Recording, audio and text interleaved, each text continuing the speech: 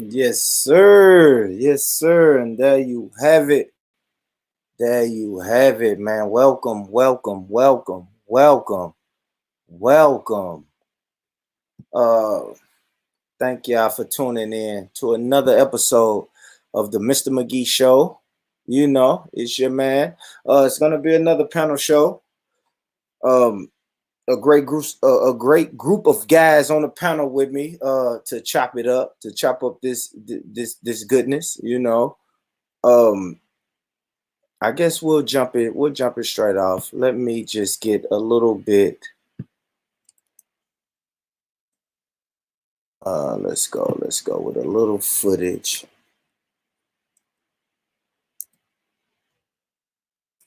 It's a little footage of the tornado, just to show a little bit of it. Family, as you come in, hit the like button. Tell a friend to tell a friend. You know, this way we at. This way you can find us at. Yeah, this is aerial footage. I'm gonna show just a little bit of this, man. Just a little bit of this. Oh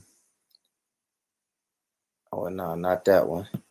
Let me find a video. Yeah, I'm gonna show just a little bit of this so we can get the word out to the people.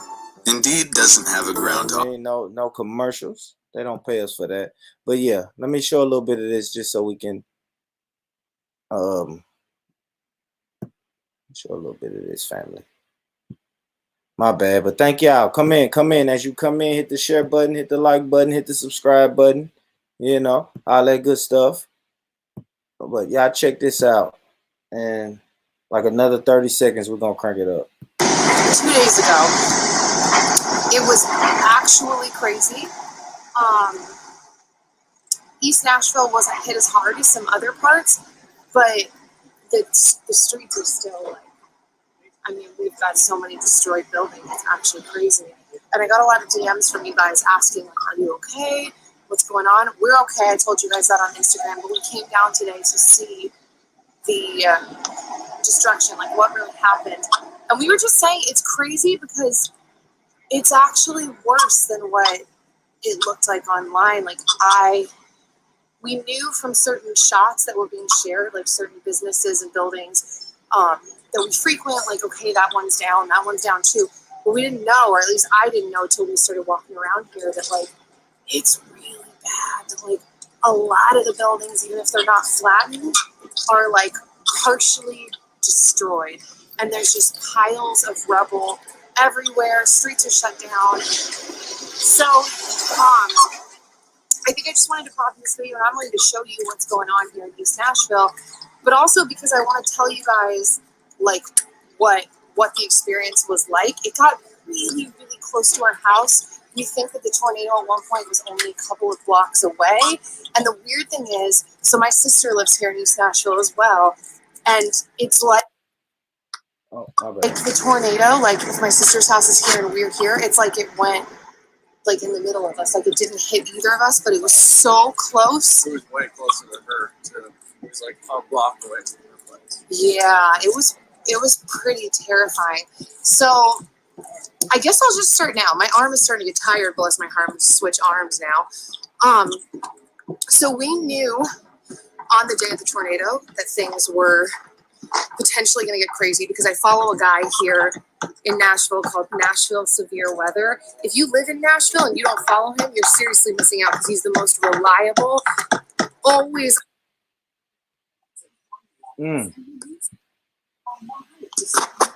Okay.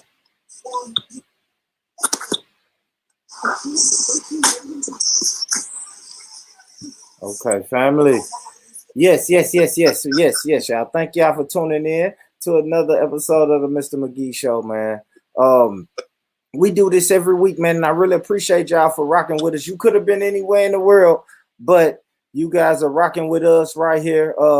We're a day late, but we definitely are not $1 short. You feel me? So salute to y'all, man. Boom, man, what you doing, man? What's going on, brother Ron? You good? Good, I'm good. I can't complain. Yes, sir, man. Complaining when do you know good anyway, brother? Nobody want to hear that shit. Get up and get it. Yeah, that's a fact. You can't I try to make money because I was off of work because of the virus shit. God damn it, I'm doing Lyft. I'm like, God damn, do I really want to do this shit? All these motherfuckers traveling and shit. Damn. Nah, you doing good, bro. You doing good. I'm gonna look, man, Ron. Yeah. I'm gonna show you what I'm doing, man. What I ain't gonna do. I ain't finna play with y'all, man. I ain't playing with y'all, buddy. Y'all, yeah, what y'all think y'all finna do, man? Look, I'm not playing with none of y'all. Listen, man. Listen to you. Understand me? I'm lights all down, man. I got that in. I am fighting all of you demons. No demons is crossing this threshold. You understand me? Y'all can play around with it if you want to, but look, I'm not finna play, man. You hear me? Yeah. Yeah. What I'm not finna do is play with y'all with this corona. Like I already know the brothers I'm dealing with on the panel. Y'all are finna act like this shit is not real. It's a government psyop. And I'm gonna get a shirt made. I'm gonna get a nice rest in peace shirt made for you brothers, and we're gonna celebrate. But what I ain't gonna do tonight is play with y'all. This shit is real. It's coming to a hood near you. Are you prepared? That's the question.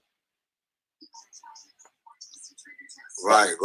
Are you prepared? Man, really, bro. What the hell is it? I'm ignorant on it. What is it?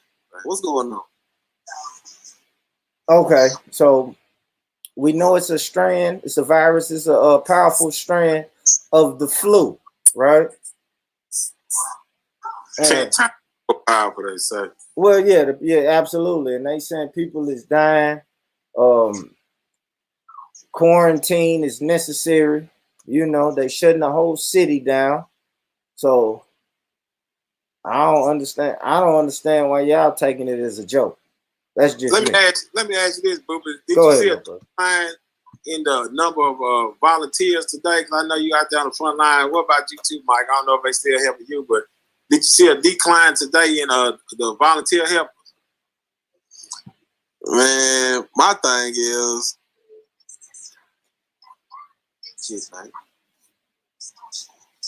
kinda, all right, kinda, Ron. Kinda, I see a little. It's a little. I seen a little decline, but only I say that's due to the people blocking off the streets. You feel me? The police have been blocking off the streets a little bit tougher for the last, let's say, 4 or 5 days than they were for the first 3 or 4 days. You know what I'm saying? Yeah. So, that's really why that's really why we saw a decline. That's really why we saw a decline in the fucking volunteers. You feel me? But yeah, just a couple of little ground rules, man. No coughing on the stream tonight, fellas. No sneezing. If you cough or sneeze, you will be ejected from the panel. No hard feelings. I still love you, but I can't take no chances. You feel me? So, salute to everybody, Brother Jarvis, Eugene. I see the Brother D, Nino, Tony. You know what I'm saying? I see all the family in here, Mike, Ron. Everybody's in here, man. I guess I want to, Nino, you with me, bro? What's going on? You holding up? I'm with you. You holding up. Cover your mouth. Please cover your mouth when you talk into the computer. First of all, you ain't even got the right mask on, so you got a damn you got a childbirthing mask on. That's what they use when you about to have a child. Man, he finna go paint a house. No, man. That man. Oh fuck, y'all funny, man. Yeah, man. Salute to everybody. So all right, we're gonna come to the corona though. We're gonna definitely get into the corona. You feel me? We gotta get into that. Everybody who tuning in, come in, man. Wipe your feet with that like button, hit that share, subscribe button. Let's get the word out, man. We finna have a powerful, dope conversation about the tornado, the coronavirus. We want to see what's next. You know, one of the main things is what's next, period. After the storm, what's the next move? And shit, what's the next move to prepare for this next wave of shit that's being put on us? So everybody's in the building. Brothers, don't let me forget, man. Before the end of the night, I want to let everybody, promote their shit so we can let the people know what the panel got going on. So I don't know, man. Brother Nino, man, tell me, what was your experience, man, with the tornado? What was your overall thoughts on the tornado, my brother? Just in a whole, looking back on it. Talk to me. I mean, we kind of discussed the tornado on the last panel, so I'm gonna double down on what I said then. I enjoy seeing all of us and all the people in all the community coming together and contributing to trying to help out. A little situation sparked off at one of the stores and one of the neighborhoods that was affected by the tornado, and we in operation shut down. We're about to get them moved up out of there. So I think it's dope, man. It showed solidarity. I seen a lot of people that I'm used to seeing out there, and I also seen people I didn't see people that I'm used to not seeing. So it was good. It was cool. I love it. Salute to you, Sister Sosa, my sister. I know it's late over there. You know what I'm saying? My sister Sosa in the UK. Salute to you. I know it's late, so she finna lay it down. That's cool. Thanks for sharing. Sister Catherine, thanks, man. Welcome to the party. Welcome in, man. Thank you for tuning in. Hit the share button, hit the like button, subscribe, man. Hang with us for a minute. You know, we got some good topics going on. So brother Nino, on that, I guess I can go to brother Tony. You with me, Tony? Okay. Oh, what's up, man? What's up, bro? All right. So yeah, Nino spoke on that the incident that happened at the market. So let me paint the picture. So it's in what would y'all say? He's a Arab, East Indian. How would y'all describe the store owner? I think he's Yemen. He's a Yemen brother. He's a Yemenese. Yeah, he's from Yemen. Do you say that? Yemenese? He's a Yemenese brother.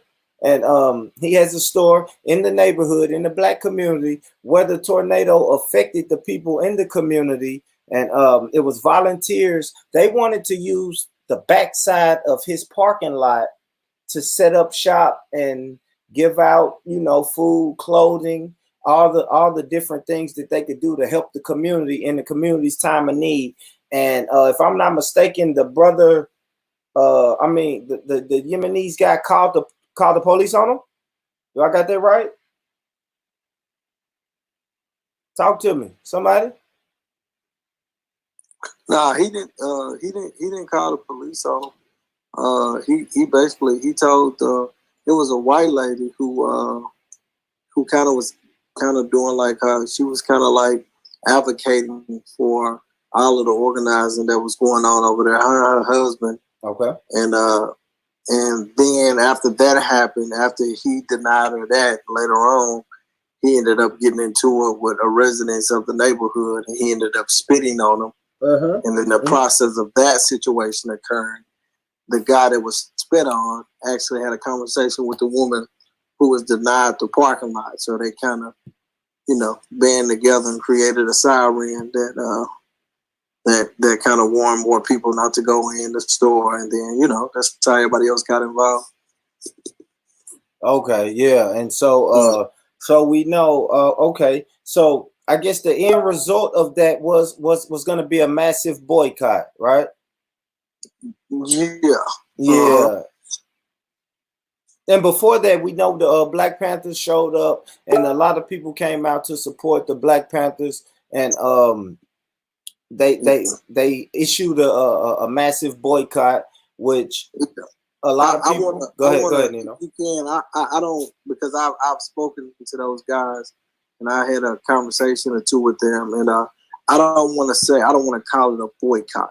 A boycott is kind of what we are known for doing, and nothing ever transpires. So they have a plan, and the plan is not a boycott.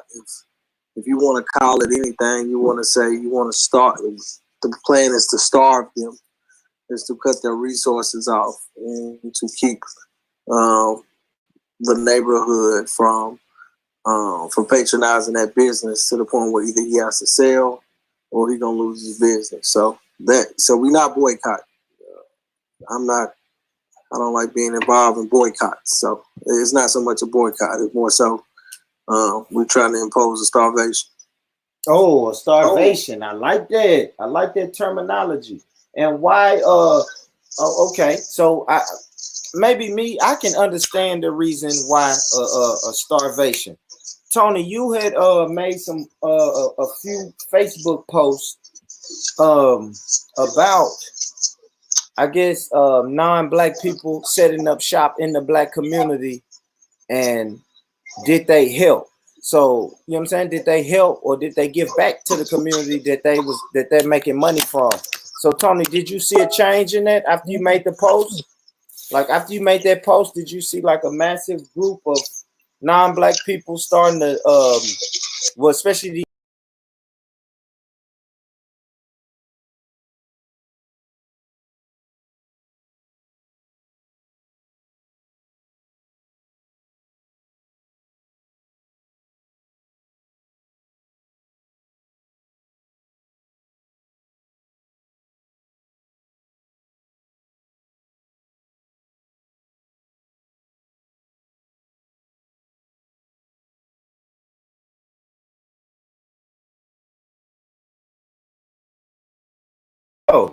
yo,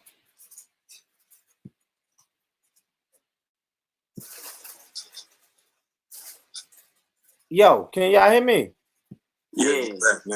Damn, I got kicked out for some reason. I don't know. Am I back though? Y'all let me know in the comments. Are we back? We back. We back. You've been working with this shit for 5 years. You still don't know how to What the fuck? No, I just, you know what's crazy? Only thing I did different, it said my battery was low.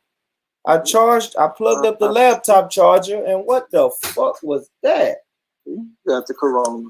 Hell, man, where my mask at? The fuck?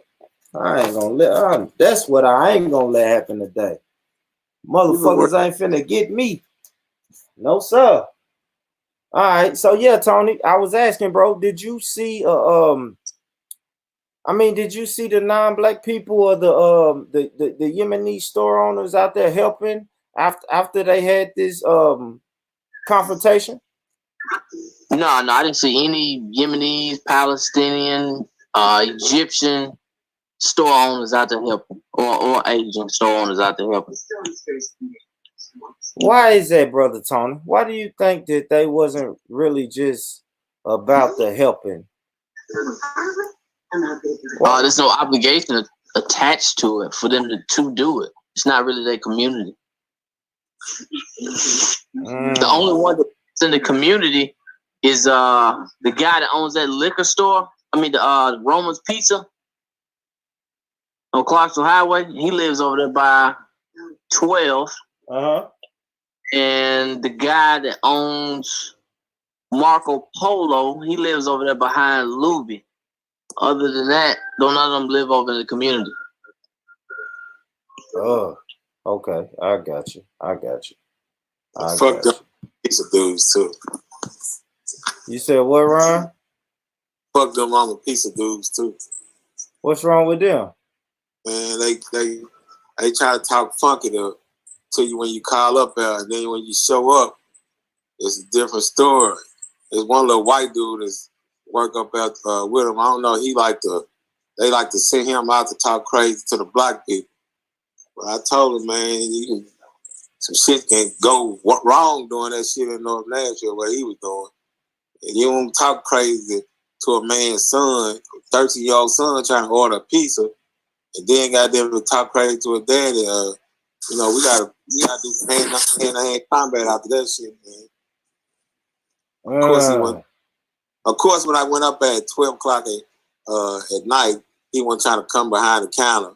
So he called the truth because they just real disrespectful. Fuck with them. My man said fuck him. My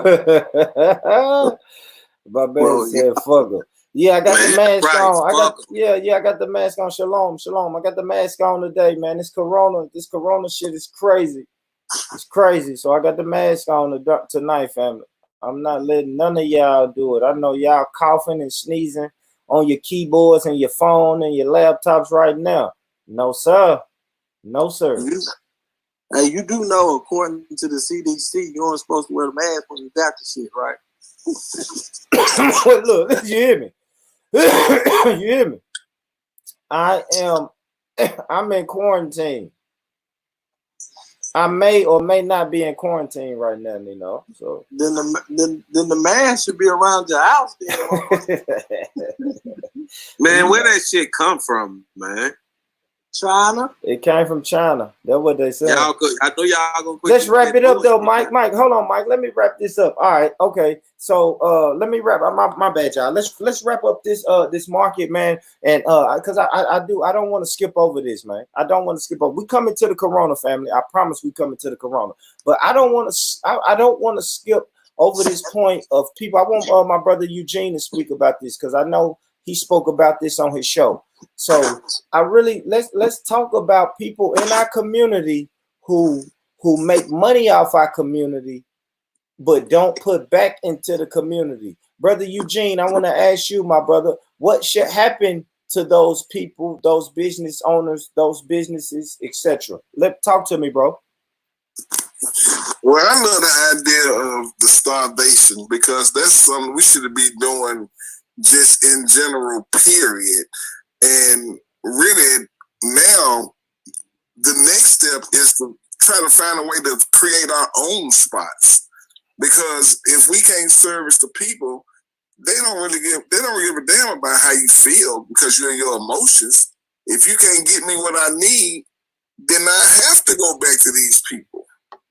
So the next step, I feel like we're going to have to find a way to create our own spots to service our own neighborhoods, opposed to just being dependent on every fucking thing.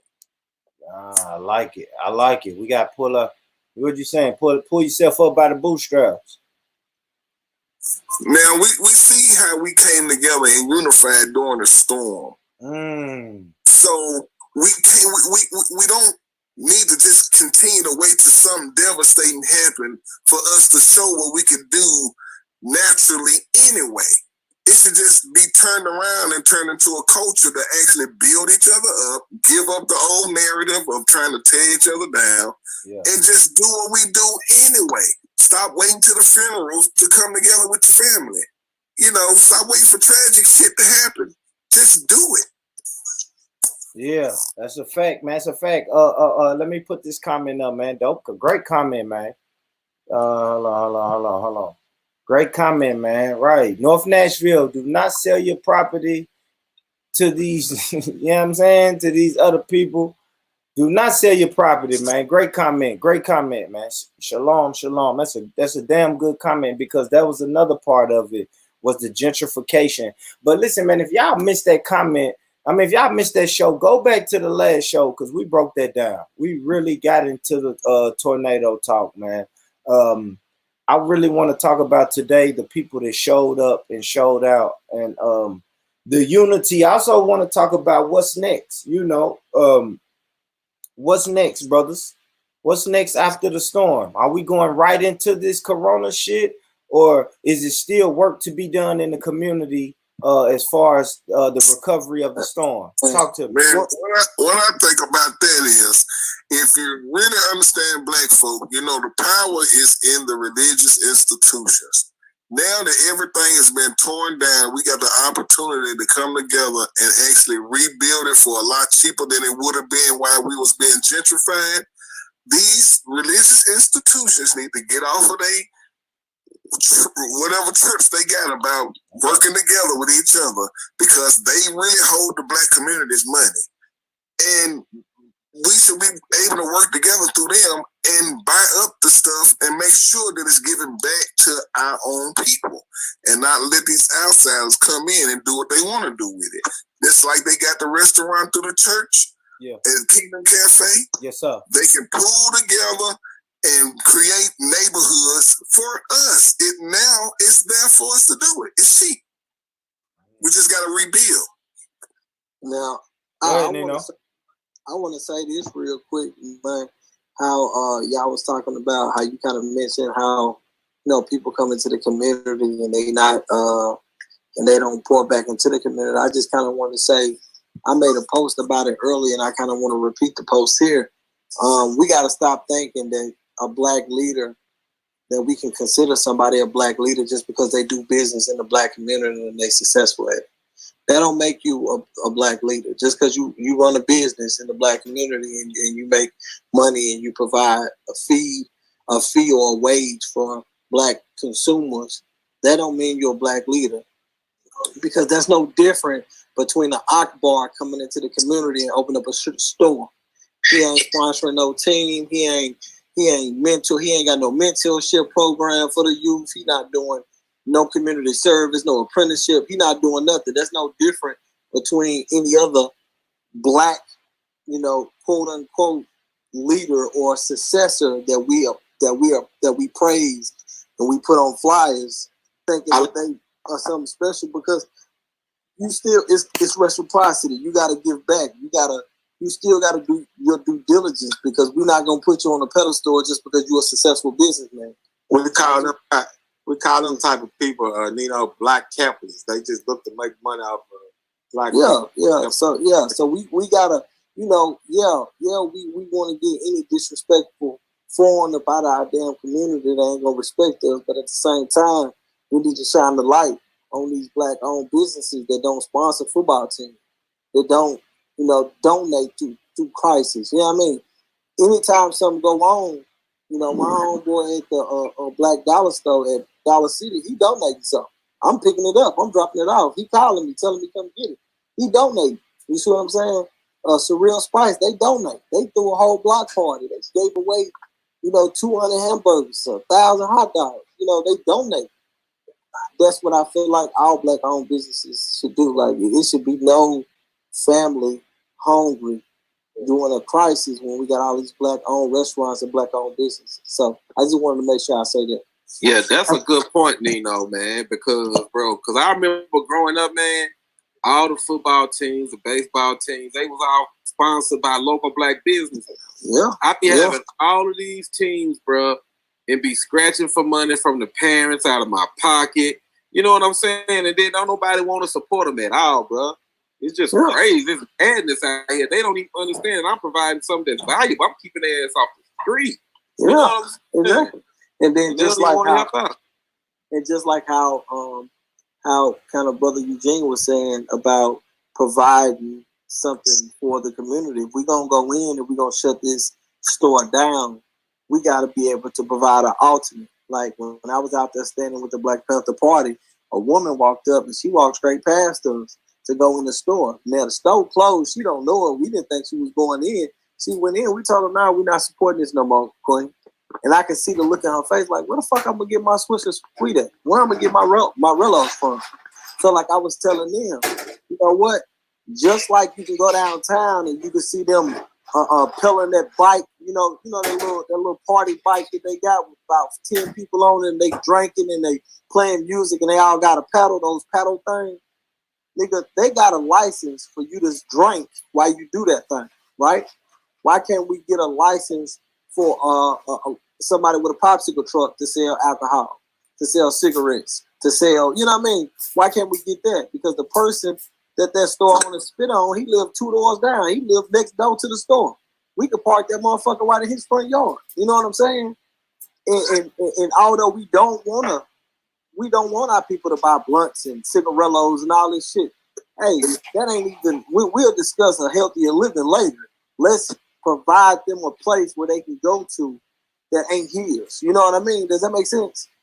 Yeah, my bad, y'all, man. I stepped away. Who got spit on? What you talking about, bro? I didn't hear that part. Now, when we ain't fat, we riding. You should have T-voted that shit. Yeah, I get it. But I'm finna pull it up. I show you. I'm finna show you some. I'm finna show it to you, Brother Mike. I'm about to show it to you. I want to get Brother Tony. Brother Tony, I want to hear you on that though. What do you think because I know you always say black people have to stop doing that stuff, right? Brother Tony? You said if black people stop drinking and stop smoking, we'll put them out of business. And Nino is saying, hey, fuck it. If black people gonna smoke and drink, we should replace that store and provide it. What you say about that, bro? No, I'm saying only. Hold on, don't take my shit out of context. I'm saying for this particular situation, I don't drink, I don't smoke, I don't celebrate other people who do it. I don't do it. I'm saying for this particular situation, we have to give them somewhere else to go other than going down the street to the next high beat shop or actually having to patronize their business. That's all I'm saying. I think the way that we're approaching it is the way that we've been approaching it for years, and it's not working. There's only 3 reasons that you go to a convenience store in the hood is to buy alcohol, tobacco-related products, or junk food. The healthier living, like Nino said, we can talk about that later. But I think if the approach was to create a hub where we're selling to them, because they're gonna come. They collectively, economically outdo us by far. And the they is non-black people, correct? Yeah, just period. Yeah. Just non-black people, period. They are going to collectively, economically outdo us. It's just, I hate to say it, it's just how it goes. But I sell products to those stores. Like, it doesn't cost that much to buy those type of products. If you can't beat them, join them. Make them serve us. It doesn't take that much money to buy those type of products. They could be buying from us. Yeah, that's why. Yeah. We essentially saying the same thing. Like I expressed to him a moment ago. We gotta starve them. like because they gon' as long as because like when we went to do that thing for Paul Market. Number one, yes, sir. In my opinion, it wasn't a strategic plan. It was just us going to protest. Yeah. Right? When you protest, where they gonna go? They gonna go right down the street to the nigga on 23rd. They gonna go right down the street to their other cousin shop. You know what I mean? We didn't have a strategic plan set up. And then on top of that, since we didn't do the research to figure out how much the Paul Market building is worth, we don't know how long it would have took us to starve them out. So we just going up there every day begging people not to be there. So eventually what happens is, say for instance, Paul Market make $500,000 a week. And I'm just making up a number. If they make that much a week, if only 2 or 3 people is participating in this motherfucking boycott, we gonna start falling off after a while. Because 500,000 a week, that's a lot of goddamn people going in there in a week. We gonna start falling off. We're not gonna be consistent. So the community ain't gonna be consistent. But like, say we did the research and we realized, okay, 5,000 people. So if we got 5,000 people, if he making $5,000 a month, that means goddamn it, he got 226 people we need to turn away. So we gonna need about 14 people a week to stand up in this bitch to starve them off. But we don't do that kind of due diligence. We just go off emotion. And when we do it on emotion, we gonna lose every time. You see what I'm saying? Yeah. I hope that makes sense, bro. No, it's a fact. I hear you. Nah, I'm gonna tell you what I think about the reason why the Arab did that shit on 23rd is because the niggas didn't push a good line that's called simple as that. Yeah, that other philosophical exactly. Black power, black power, black. Niggas didn't push a line. Niggas went up there and had a backdoor beating about it, and then it was done. And all that backdoor meeting shit, these little chill ass little people downtown and sitting and grinning at these tables. That's why nothing didn't happen at Paul Market. A few hand-picked Negroes went downtown and sat down with the mayor. Hold on, you sound a little muffled, brother Charles. Yeah. Hey, I said after the shit happened at Paul, a few niggas went down there and had a meeting with the mayor, and the shit was over with after that. You notice that? Yeah. See what I'm saying? Okay, niggas didn't want to push no line. All that let's come up with a strategic plan. If that was a nigga who would have spit on another nigga, niggas would have got on his ass automatically. Hey, we need to come up with no plan or none of that. Niggas would have beat his ass. It would have been simple. It just would have been like that. Niggas would beat another nigga ass in a hurry. That's what I don't get. But you know why that is, don't you? You know why that is? Yeah, it's that way because we are not you. Now hear me clear, nigga, because I know you. Not you. Yeah. But we as a collective, the community, are expecting something from people who can't do what we're expecting. Does that make sense? We can't expect a group of individuals that are getting funded by the very people that we are being oppressed by to go and take a stance that niggas who are not being funded and niggas who are refusing to be oppressed by can stand. They can't do that. So they have to be neutral. So that's why when we say he did what, let's shut that shit down, they're saying, wait, let's go talk to him about it first and figure out what he can do to fix it. That's why. Because they can't be like us. And I'm not saying there's nothing wrong with that, but we have to understand that they have a position to play. There's something wrong with it. Their position. There we go. Hey, real quick, y'all. We're gonna come right back to it. Let me play a little bit of this video for Brother Mike. You still with us? Talk to me, Mike. I'm still here, bro. All right, let's play a little bit. Can you see it? You looking at the screen? Can you see the screen? Yeah, I can see it. All right, let's go. Hey, Jarvis, you gonna see what I just said played out right here too. And then we're going to break it. And Nino, I'm coming right back to you after this. I want you to let the people know what you're talking about. Hold on, my bad, y'all. I got the shit muted. We got a response. Black power, black power, black power. Broadcasting live. We on 23rd. We got a response, a message on 23rd that a man got spit on by a store owner, Arab. So we finna go to the victim's house and pay them a visit to see what's going on.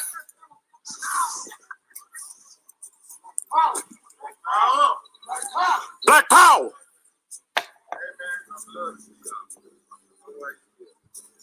All right, so just a quick recap. All right, so he said we're going to the victim's house to see what the victim has to say. So he's going to the victim's house. So when he said he's a victim that got spit on, after the store owner told the volunteers that they cannot post up in his parking lot and pass out essentials for the community. So they told the volunteers you can't be in the parking lot, and then they called the cops on the volunteers that was in the parking lot. And then when a black resident from the community that was affected by the tornado, he went into the store and asked the brother, "Hey, why can't these people post up in your parking lot?" And it was a mobile shower. That's what they was trying to post. A mobile shower, and I needed that, bro. Like me, as a tornado victim, I needed a shower because we didn't have power for a week. So a hot shower would have really helped me out. But the store owner said ain't no mobile showers in my parking lot. But he's been eating off this same community for the past 7-8 years now. It's 7-8 years now, bro. I remember when this store first opened. It was absolutely 8 years ago. Yeah, he's doing what he's supposed to do.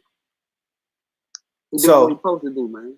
Yeah, he don't got no emotional connection to that situation over there, man. Absolutely. Yeah, that's what black people don't understand.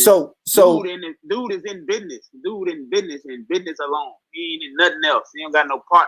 He don't give a damn if you come by a cigarette or not. He waiting on the next person to come buy one. He's in business. Yes. That's his interest. That's why he moved up. So that's it. There's no other connection. So when the black man went into the store and asked I think Tony said he's a Yemenis brother. He asked the Yemenis guy, "Hey, why are you putting the volunteers off of your lot? Like, you don't even use that lot." If I'm honest, I ride past the store all the time. He doesn't even use that lot. But when the black man went in there and asked him why is he putting the volunteers off the lot, the black man was spat on. He spit on it. But let's I'm gonna let the brother from the residence tell you itself. Right here, man. These good people like this come to feed us, shower us, and all that. I live right here. I'm hurt, man. I'm gonna just scratch it to you. Look at my house. Yes, sir. The store owner came back and told these good people to leave. They ain't doing nothing for help. The white folks over here, nobody tell them to leave. Right. They come over here and tell them to leave, and I asked the owner, "Why are you doing that to these good people? They just here to help. We're going through a tragedy." Gathered spit in his mouth, told me, "Fuck you," and spat on me and went down to my side. It took all my mother's blessings from heaven not to kill him right then. I've never spat on a grown man in my life. He spat on me and spat at me twice and then chest bumped me to get me out the doorway in the store. I called the police before I go to jail. I told him we're going to shut his ass down. If we got to protest him, if we got to do whatever we got to do. I got witnesses. These good people come to help us ain't got nothing to do but help. Something to verify what I'm telling you. He got to go, man. He's not helping our community. He could have been giving out water like these people. He's trying to sell blunts and cigarillos and beer in a time of tragedy. I'm hurting, man. I'm in a whole different mood. That's untolerated. We can't have that. I appreciate any help I can get from you guys helping me protest this bill. You know what's powerful? You know what's so powerful about what this brother said? Because this elder is older than us, right? And he's looking to us and pretty much begging us to take back the community. Does anybody else get that vibe, or is it just me? Am I tripping? No, you know. Y'all tell me if I'm tripping, bro. If I'm tripping, maybe I'm tripping. But he's looking for brothers in our age demographic to take back this neighborhood. So I want to ask you, Brother Tony, what is he going to take? What is it going to take for us to take back this neighborhood, bro? Oh, that neighborhood gone, man. 23rd done changed. It's white folk all up and down that neighborhood. Ain't really too much you can do. It's been gentrified. It's actually safer. For the longest, them dudes was selling dope right there, like 3 or 4 houses down for over a decade and we ain't really do nothing. So ain't nothing we can do. We take it back. We ain't gonna do it. Let the drug dealers get right back on 23rd. Somebody got something to say about that? What y'all think? Eugene, you think that's what happened? Nino, talk to me. I mean, I don't really foresee it like he do, but I don't foresee it like he do. I do feel a little bit of what he's saying because I noticed, you know, even on this panel, there's a lot of things we turn a blind eye to because we cool with the fuck niggas that's doing it. You know what I'm saying? It's a lot of shit that we turn a blind eye to that, you know what I mean? That essentially that's what he's talking about. He like, yeah, man, they gonna turn into a trap house. We gonna let them. And we ain't gonna say nothing to him because that's our homeboy. You know what I mean? It's a lot of fuck nigga shit go on, and we turn a blind eye to it because we cool with the niggas that's doing it. So, you know what I mean? I get what he's saying. All right, let me get to some of these comments. Let me go to some of these comments. My brother, hey, salute to you, Sawyer. You know what I'm saying? 305 checking in. Miami in the building. My brother, salute to you. My brother Sawyer said why he didn't defend himself. Anybody comment on that? Brother Eugene, I want to hear Brother Eugene real quick. And then I'm coming to you, Brother Jarvis. See, our problem is we want everybody to love and consider us like we love and consider everybody else. And like he said, they don't have no ties to us, so they don't owe us shit, but we expect them to act like they do because we would. And that's where the problem lies. And he didn't react because he wanted to make sure that he covered his ass, so he knew the police was out there. And he wanted to make sure, you know, just like most of us always do. We don't never want to push the issue into the extreme, man. We always want to go the safe route. So that's what that's about. What you saying, Eugene? He should be willing to die for it? What do you mean the extreme? One thing about it, if you don't have no respect for yourself, ain't nobody else gonna respect you. So however people want to take it.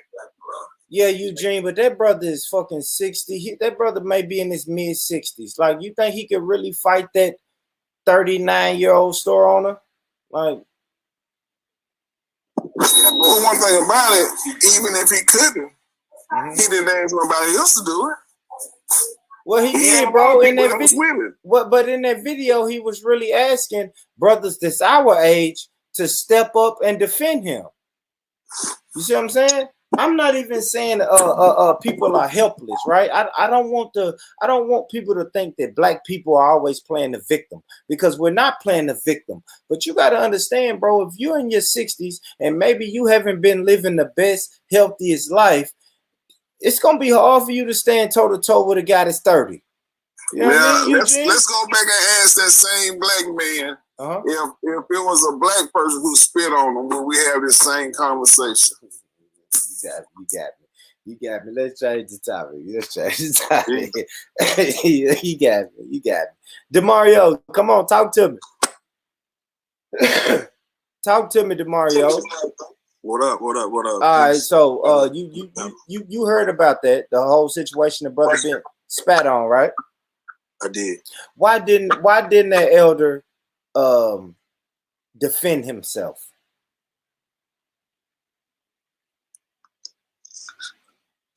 To me, it just seemed like another form of what we know to be white supremacy, and it can show its face as a white person or somebody who identifies as a white person or just anybody who sees blacks as beneath them. Still white supremacy regardless, because the system gonna back them up. Now, that being said, that I don't know why that brother specifically didn't fight back or stand up for himself, but yeah, that my situation. It's easy to sit up here and say, man, if I was in a situation, I would have done this, or if I was in a situation, I would have done that. But yeah, for me, it probably would have went a little differently, man. Yeah, it's a fact. You never know until you're in that position. And bro, I'm gonna tell you what the problem is, bro. See, in the neighborhood where I grew up in, we had the same thing going on. It's in the early 90s, mid-90s. This Arab dude totally disrespect the whole neighborhood every time. So one day he came back, his store was burnt down. They rebuilt it or whatever. Then he got out of line again, it was burnt down again. Then they just burnt it down for the hell of it. The insurance company quit dealing with it. And then the black people came in and took over that motherfucker. Now, I done rolled back through that now in the present, and you know, some other Arab got it again. You see what I'm saying? But what we missing, we so this is the problem with us, man. Talk to me. We stuck on being righteous. We forget that it's a certain element in our race that gotta do dirt to get the job done. And for us to move. Once we get back connected with the streets and teach them what to do and how to do it, we're gonna move forward because that's what everybody else is doing. I think, and that's kind of what, I don't mean to cut you off, Mario, my fault. And that's kind of what I was alluding to a little moment ago when I was talking about the different organizations. Like, I may be able to smack the shit out of a store owner, shoot a store owner in the stomach, and go to jail for it. And because I don't have sponsorship. I don't have nobody sponsoring me. I don't have no government assistance. I don't have protocols I have to follow because I'm my own person, right? But the person that does have those things, they can't be put in that position to do that because they may have a program. And I'm not saying, they may have a program that is helping kids or helping the children in our community or doing for the children in our community. So if we're going to shut down or to starve a store over racism, we don't need to invite them to that party. That's the part that's the part that we don't need to invite them to because they can't come and give us why we can't. They can't bring us the oomph we need. We need a Black Peace Initiative. We need the Black Panther Party. We need some guys that's going to come with us that's not getting funded. That's not getting, because they don't have a line that's blurred. They can stand on one side and be calm with that. So we got to stop expecting different organizations to do things that they not going to do. Just because they look the part don't mean they can do what we need them to do. You see what I'm saying? So like when you say, man, get them street, we need to go back to the streets. I remember when I stayed in Tennessee Village, our store owner name was Dante. All it took was Dante one time to snatch a bag out of a woman's hand, and everybody in the projects in Preston Taylor was up the hill beating the shit out of it. Hey, Nico, that's my neighborhood. That's what I'm come on, man. What the fuck? Nigga, listen. It only took that nigga Dante snatched a bag out of a lady's hand, nigga. His ass was getting a beat, nigga, Andy Wandy and 20 other niggas, Rock, a whole, but no man, nigga, they was all up there beating this motherfucking ass in 2 hours. But we ain't got that no more, man. We got a bunch of niggas who talk and rather hate on the next nigga, man. We don't have that no more. I don't think that's what it is, Nino. I think it's just the proper language ain't being sent out here in the right way. You see what I'm saying? They move in a whole different type of way, and it's a whole different type of language that gotta come from positive Black folks. You see what I'm saying? You can't be positive all the time. Sometimes it is a time to kill and to fight. Listen, I witnessed a nigga I witnessed me telling a nigga to be positive. We look better together. This motherfucker threatened to put his hands on me, but in the same goddamn video, he trying to be breezing with a white man. I'm confused. Like, nigga, you ready to put hands on me, but this motherfucker here, you want to have a full conversation. But I had to sit down and realize, because you see what I'm saying? Like, we two different organizations. You see what I'm saying? If that makes sense. Yeah, it makes sense. It makes a lot of sense. Yeah, like, that's not your job. Your right. Job ain't to come and bust the winners out of the store. You got funding. You can't do that. Yeah. But that's the pay job, though. I'm with you on that, but if that's the mentality, then the folks can't be misleading or alluding to the fact that people should do that. Like, the people should retaliate a certain way, but I'm gonna keep my hands clean because I'm getting some kind of funding. That's fucked up. I absolutely agree. So I don't. What I put, and then I put this on social media the other day. I'm like, I accidentally cut you off in traffic. You gonna shoot my goddamn car without even thinking about it. But the Arabs on Jefferson, on 23rd, whatever, Paul Market, wherever. They spit on the elder, go across the elder's head with the pistol, or shoot at a woman, whatever. Everybody Ricky Lake. Everybody got everything in the world. You want to talk all the goddamn time. I don't get that. I don't respect it. I don't care how you slice it.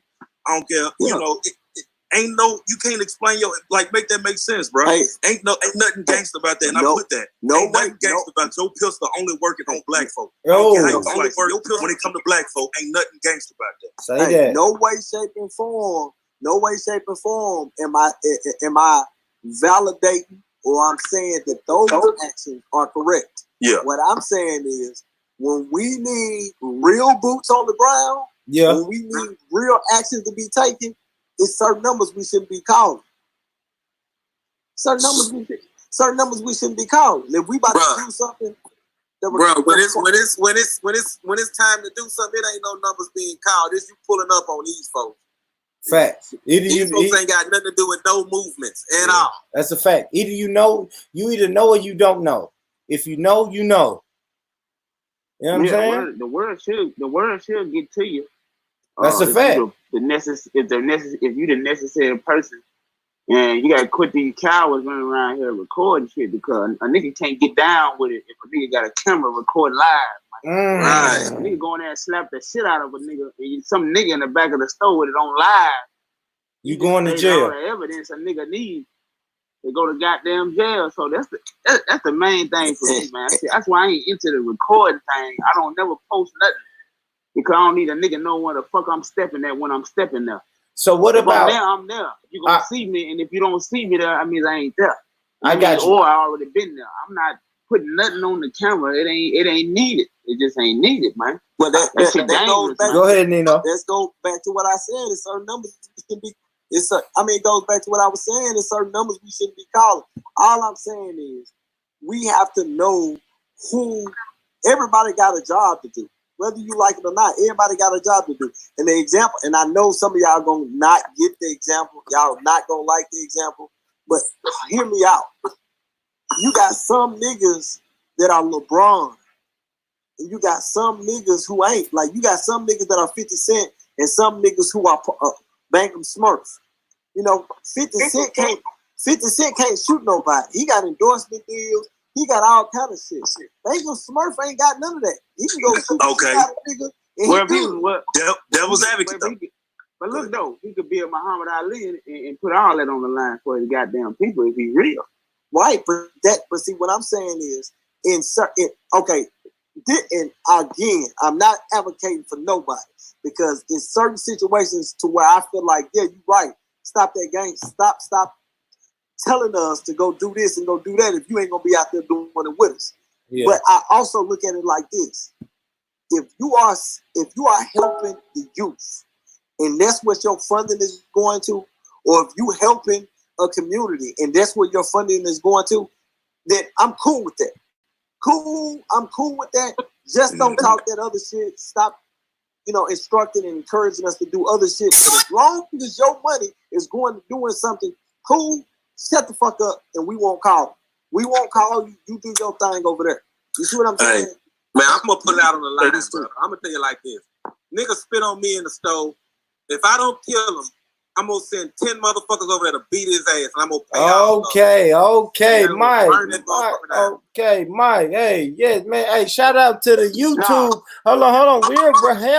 Real quick. Hold on. What the fuck? Hold on. We gotta slow. Hey, salute. Yeah, salute. Hold on. Let me back in here, man. Salute to the YouTube family, the internet family, Facebook family. We are probably being watched by fucking 50,000 people right now. So salute to y'all. Make sure you hit that like, share, and subscribe button, man. It's your man. You know what I'm saying? Mr. McGee, YouTube family, Born Rich. Hit the like button, hit the share button, the subscribe button, hit that bell, get every notification every time I go live, man. You can see it at the bottom, man. At the bottom, it's scrolling across. Follow me on Instagram. Bless the PayPal if you want to. tell a friend and tell a friend that this is what we do, man. We do this every week. We normally do it on Wednesdays, but today's Thursday. You feel me? We're a day late, but never a dollar short, man. So yes, my brother Mike just kept it real with y'all. You know, Yeah. Get. I agree with him. Yeah, absolutely. I'm pretty sure everybody does. Yeah, go ahead. Yeah. Go ahead, bro. Nigga supposed to get. You know what I'm about to say? A nigga do something like that, it's an automatic DP, man. You know, it's automatic, man. You got the DP him on the spot. You'll be a fool. You'll be a fool not to. And if the situation don't present itself, you know, you might have somebody in there that you know might get the run in their mouth. You ain't got to leave the location. You can just wait. You know, niggas wait in bushes for other niggas, so you can wait on that A-Rab. Yeah, you ain't gonna spit all on I'm me. saying. Yeah, that's all I'm saying. You don't, and none of that. You don't have to go. You know, niggas got a bad habit of when something happens, they get on that goddamn Facebook and get to talking about what they going. Well, this nigga just did this. This nigga, you don't got to write nothing. You shouldn't be writing nothing down, nigga. Anything written is evident. These niggas some slop ass motherfucking people, man. When they get to pretending like they gonna do this and that. When you get to writing something down, I ain't involved in it no more. When a nigga write it down, I'm done. When a nigga put it on camera, I'm done. I'm not going over there because you're not gonna put me in nothing on camera or nothing that's written down that's serious like that. All that little weird ass shit right there. I don't know where these niggas came from. We don't write shit down. Whatever you gonna do, you gonna do it. And the only person who gonna know that is you. You don't need no audience. You don't need no group. You don't need no 501c3s. You don't need none of that shit to go over there and handle your business as a man. You be able to go over there, get busy, and do your thing, and take your ass back home, and eat you some chicken, man, and watch TV. I want to see us. I want to see us as a community of black men, only specifically black men. I want to see us get to a point to where Calvin can call and be like, "Hey, the A-Rab at the store just pulled a gun on me," and we go and ready to put hands on feet and not go and want to have a conversation with him. Like, I don't get that point. I don't get if a motherfucker in the community say, "Hey, this motherfucker spit on me," and two other people was like, "Yeah, I seen it." I don't know why we need to have a discussion with him. What are we talking to him about? We gotta stop doing it. That's just blows my mind. I love it. I love that, bro. Yeah, it's already established. His crime is already committed. It ain't nothing to talk about. Yeah, what the fuck are we talking about? Come on, let me holler at you. What are we talking about? Yeah, trying to have sentencing, nigga. That's it. I don't get that shit, bro. It's sentencing time at that point. You know, all that tit chat shit. I mean, niggas do what float they boat. That's why when I see certain shit, I know off top I'm gonna get on working around now. I ain't gonna even, because I already know what it's gonna be like, and I know how it's gonna turn out. So I fall back. I'm not putting myself in a way for some niggas to sit down with a goddamn enemigo. At the end of the day, I'm not doing it. You want to sit down? It ain't no table. Cool. Yeah, it ain't. Hey, brother John, you know how they say, we just want a seat at the table. What you saying? Ain't no table. It ain't never fuck been your no table. No niggas. What you saying? Fuck your table. It ain't never been no. Yeah, it ain't never been a table, and that's what they confused by. I love they fuck doing the your same table. thing them niggas did in the 60s, man. Begging for a piece of pie at a white. Man, come on, man. I ain't trying to hear that shit. Fuck that A-Rab and run on somewhere, man. Slap the shit out that nigga and get him up out of there, man. They tired of getting slapped on, man. It's simple, man. This ain't rocket science. Slap the shit out this nigga every time you see him. I'm talking about Monday through Sunday. You see him? I don't give a fuck if it done blew over, quote unquote. When you see this nigga about to unlock the door, go and run, slap him up right quick. Niggas who living at it, slap him up. Let him know, bitch, we ain't forgot nothing. Yeah, fuck your table. We ain't forgot nothing. Push a line on. Hey, what's the shit they used to do in school? They want to peer mediate the shit. Sit down and express feelings. It just done got so bad, man, that niggas can't even defend themselves against a motherfucker in a store. Nigga, I wish you would, motherfucker. You couldn't even walk out the door fucking with me, bro. Man, for real. My brother I'm Mike. round up 10 young 20-year-old niggas and pay their ass. Hey, Mike, I love what my brother Mike talking about. Thank you to the YouTube. Listen, Mike. What I'm saying it's all hypothetical. It's the language that I'm putting out. This is what should be done when we're disrespected. That's just the bottom line. If y'all want to band together, Pay them niggas. They gonna come. Believe me. And then they gonna set the tone. The next one gonna be free. Believe me. Yeah, that's what I'm saying. And I got a couple of them on me favors, man. Okay. Hey, we're talking about fellas. We need to get our young. God damn it. Can we talk about this offline, y'all? Please. I mean, but look though, real talk though, you gotta look at it like this though. It's too many men, too many black men, in our community that complain and talk about the same shit for the same amount of years over and over and time again for shit not to be changed. It's too many of us, bro. It's too many. I know y'all niggas think I talk too much. I know y'all think I'm slick at the mouth. Whatever the fuck y'all think about me. But if any one of you motherfuckers called me and was like, hey, this is what's going on, I bet you can't none of y'all doubt that I'll be the first nigga there. I believe it. I believe it, bro. I believe it. I'll be the first motherfucker there. And if you tell me it ain't no talking situation, I'm slapping first because I got bond. That's it. I'm slapping the fuck out of a nigga. I think when it's go ahead. No, I'm done. Go ahead. No, I was saying when it's time to move, I feel like like-minded people and brothers who really feel like we're on the same wavelength, I feel like we'll move. You know what I mean? So really me personally, I don't want to do a lot of talking online. You know what I mean? Not, you know what I'm saying? Not about strategies. You know what I'm saying? I feel like I'm not even talking strategy. Yeah. I'm just talking like, look, it's a lot of shit that we complain about that could be fixed in 24 hours if we wanted to. Mm-hmm. But we gotta look past our differences. We gotta look past how one nigga talk that another nigga don't talk and another nigga don't read this book. And it's certain it may be a group of individuals that we just gotta ignore, act like they don't even exist. We might need to just cut them motherfuckers off, act like they don't exist.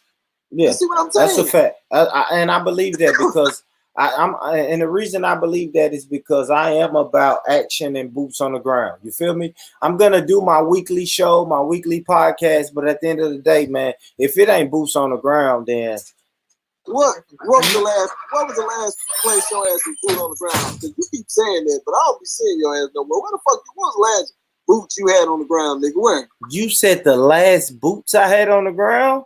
Yeah, like Nino, I was up and down my block when my lights was cut off, when I had a fucking tree on my house, fucking getting people out of their house and making sure they got the necessary needs that they need, my brother. Don't you ever, man, Nino, don't you do that. Please don't do that. Nino, don't do that. Nino, if we go through that, bro, we can go through. I have you know what, bro? And I'm the person who never brags. I'm never going to brag anything about what I do. I'm always boots on the ground. I may not move with this organization. I may move over here how I move, but I am always going to have boots on the ground. Whether that's fucking creating jobs, whether that's showing up to cookouts if I have to, just for support. If I'm fucking if I'm throwing cookouts by my lonesome, then no matter what I have to do is always gonna be boots on the ground with me, my brother. You moving off the radar, the best way to move. Yeah, you never got to like if like I'm gonna leave it at this, Nino. Hold on. Let me turn my camera on for this. Cause he done did this. He done said something and I don't even normally get down like this. But let me tell you something, man. Listen, if it needs to be boots on the ground, I know how to put boots on the ground. Period. And I don't even have to announce it. It's brothers on this panel. If you know, you know, bro. I'm never going to get on this camera and have a whole show, because I could do a whole hour show about boots on the ground and the shit that I've been into. But what I'm never going to do is never show everything that I do. I just move. When it's time to move, it's time to move. I may not have, if me and you had something going on, maybe it went sideways. Maybe I didn't move according to how you thought I should move. But brothers, no. And I'm not even trying to be divisive, but the best group knows. You know what I'm saying? Yeah, you do it. Hey, to me, you like, moving. bro. You know what I'm saying? Under the radar is the best way to move. Why? Because niggas can't see what you're doing, and you get the job done. Yeah, I mean, for me, that's go ahead, bro. I mean, can I say something? Do what I do. I said I want to go under the radar. It's better. That's a fact. All right, my sister Star. Sister Star, how you doing, sister? Star, how are you doing, sister? You not gonna like what I have. I'm fine. Can you hear me? No, I can't. Can you hear me? I can, sister Star. I just want you to hold on, Star. I just want to say salute to you. How you doing? I just want to speak to you because you coming in like a freight train. So I just want to let you know because I hear you. I already know what you're finna do, and I may not speak for the next 3 minutes. I may not speak for the next 3 minutes, fucking with you, Star. But I want to say, how you doing, Sister Star? And I got something to say. I know, and I understand that, and I appreciate you for coming on the stream. Okay, well, let me say. Yeah. Okay, sis. God damn it. Go ahead, Star. I'm not going to take away from nothing that you do that we don't see. But what I do know is that a lot of times when people ask you to do something, you're not there. And, you may praise everybody for what they do, but you don't be there. And can you explain? You've never supported anything I got going on. I'm explaining it. You've never supported anything I got going on now. Did you share something? Maybe once or twice. Yeah, but you don't never support anything I got going on. So I'm just speaking from my own experience. And the last time we was on this thing or whatever, when Nino asked you to come out the next day, you could have just told him no. But instead you said, I lost everything, bro. I was like, why he say that? You know what I'm saying? But that was your response. But did I lie? Saying, we family, we all family on here, but let's just keep it 100 because I think that bothered you when he said that, and I understand why it would bother you, but I think that that's coming from another place, and maybe y'all could talk about it offline. But I mean, I heard you say you lost everything when he asked you to come out and volunteer. You could have just told him no. You know what I'm saying? So, and you don't support nothing I got going on. And I'm sure that's true about some other people too. So I'm just saying.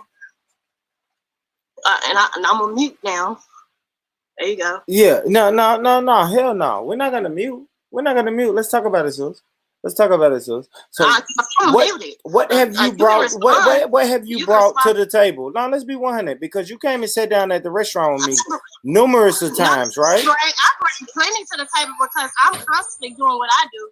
And so, and a lot of times, what you do, you may be joking, but you always say stuff like, "Oh, here she goes scamming again." I really don't appreciate it when you say that because every time you say that, whether you joking or not, you are messing with my credibility. Because you do that, and I do everything I do from my heart, and I pull money out of my own pocket. I don't think you pull money out of your pocket to do nothing. You know what I'm saying? So at the end of the day, so where do I get the money from? Where do I get the money from, Star? I'm just saying, I really don't think you want me to keep talking, so I'm just gonna. No, I do. I want to hear this. I want to hear this. Hey man, what about the coronavirus? No, we all live. You know what I'm saying? So no, I love it. I love it. Let's do it. Let's do this. But I think you were finna go in on, and I'm just saying, y'all might need to talk about that offline. Yeah, talk about it offline, man. Stay I got on top you. of the I show, hear you. man. I hear you. I hear you. I hear you. I hear you. Let me just. I ain't got nothing to do with that. Go ahead, Ron. Go ahead, Ron. Let me. What'd you say, Ron? But I will defend Boopy somewhat and say he shows up for the best group meetings when we do have him. He's in there, and now the other outside stuff he might not be there like he should be, but he got, like you say, he got a whole lot going on. He really got too much going on. That's why that business didn't work out. He need to concentrate on the first thing, Boopy. You stretch this shit out too far, man. I will say that in your defense. Yeah, but I don't know how much of a defense that was, Brother Ron, but thank you. Thank you, Brother Ron.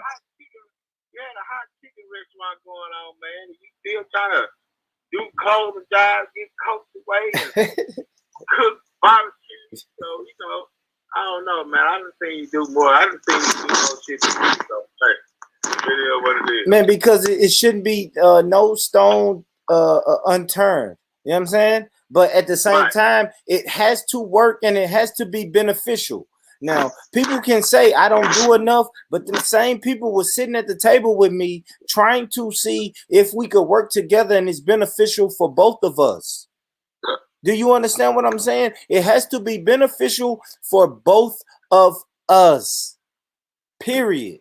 Now, maybe I'm wrong by not saying this ain't for me. I ain't gonna lie. Now, I do. When someone sits down at the table, looks me in my eyes and tell me what they're trying to do, I'm going to always say, damn, let me help. And then I may fall short of that help. So you're right, Ron. Maybe I am stretching myself too thin. Maybe I am telling people stuff that maybe I can't deliver on. But you better believe that I have the right intentions and have every intentions on working with you. And we're not gonna. I don't know, man. I don't know. Star, this is Star. Me, Star, and Nino. Maybe we should have one offline. You feel me? Maybe we should have us. Hey, you gotta have nothing with me. I just asked where were your boots on the ground. That's all I asked. I don't know what. I ain't got to do with that. I just asked where your boots were. Absolutely. And I explained that. And I never knew my sister. And then my sister, she jumped out all the way out of the damn chat. But my sister, motherfucker, she came and dropped that wet fish and just ran. And I want to talk about that. But fuck that. Let's go. Where my mask at? I don't know why she said my name. She a motherfucker, man. She a shit starter, man. I ain't fucking with Star. I love my sister, man. She know that. She know that. And she know that I love every idea she comes to me with. What I think is far-fetched or not. I always tell my sister, let me know what I need to do. And now, if I don't do it and she feel like I don't do it, cool. I can't do nothing but respect that. But, man, fuck that, man. Let me cut my damn. Where is my mask at, man? Because the shit real out here. Listen, man. I wouldn't worry about it. Yeah, shit real out here. Brother D, Mario. Yo. Man, what do you think? What do you think about this damn virus, man? They saying the virus is gonna threaten Nashville Soul Day this year, bro. Let me know. Tell me what you think about this virus. I got my mask on now. You ignorant, man. No, man. Indeed. I say for me, my perspective on it is I don't really panic like the media want us to, and I don't think I'm somebody that stands out. I think the majority of us got that mentality. If you deal with Western medicine and that's it, then you might, you might feel a certain kind of way about it. But I've seen a post that was like, man, I wish Dr. Saban was here. And I'm like, why? He provided everything we need. You know what I'm saying? He provided everything we needed. So if you deal with the black seed oil or elderberry syrup, it's respiratory issues. That's it. That's it. It ain't. You can call it something new. You can flip it, twist it, turn it around, whatever. It's the same. Yeah. It's the same damn thing, man. These natural herbs, and if you believe in the Most High or whatever type of spirituality you got, or that the Most High put, these natural herbs and remedies here for us, then that's what you got to stick to. So I don't worry about it. I don't worry about it in that sense, in that regards. But as far as it affecting Nashville Soul Day, man, you are. Yeah, and you said the Most High. So you said the Most High is a man. That's a man. That's a brother, ain't it? That's your perspective, not mine. No, I was just asking. Let me get your perspective. What is it? What is the most? Who is the Most High? We can get into it. For me, when I say, Go ahead. I'm listening. For me, when I say it, we talking about the essence. We talking about the essence. So, of course, there's from my perspective, once again, I believe in a creator and a creator, but some old white man in the sky that's gonna come down and save us all. Nah, that ain't that ain't what I subscribe to. I don't subscribe to that doctrine. Not at all. See, God, for me, the Most High don't rest and rest on this day and drink water and and I don't. That's man made. All that shit is man made. My opinion, but I don't want to get us off. Off. Yeah. Now we come back to that. That's another show. That's another show. I'm gonna get Brother Hamid on here. We gonna get into that. See, yeah, we gonna get it. Hey, y'all, look. I know this the Mr. McGee show and all that, man. We finna start treating this nigga like the Arabs, boy. This nigga, he'll low down, boy. Nah, I just like to talk. That's something else we could talk about. But yeah, man, we talking about this corona. My brother Eugene. I want to hear my brother Eugene, man. I know y'all done talked about it on the Black Family Talks show that you have locally, and you doing your thing with it, brother. Tell me what you think about this coronavirus, bro. Talk to me. Well, it's just another one of their patents that they put out for the world to deal with. Yeah. I mean, it's just now it's here in the U.S., so it's supposed to, be very important to us.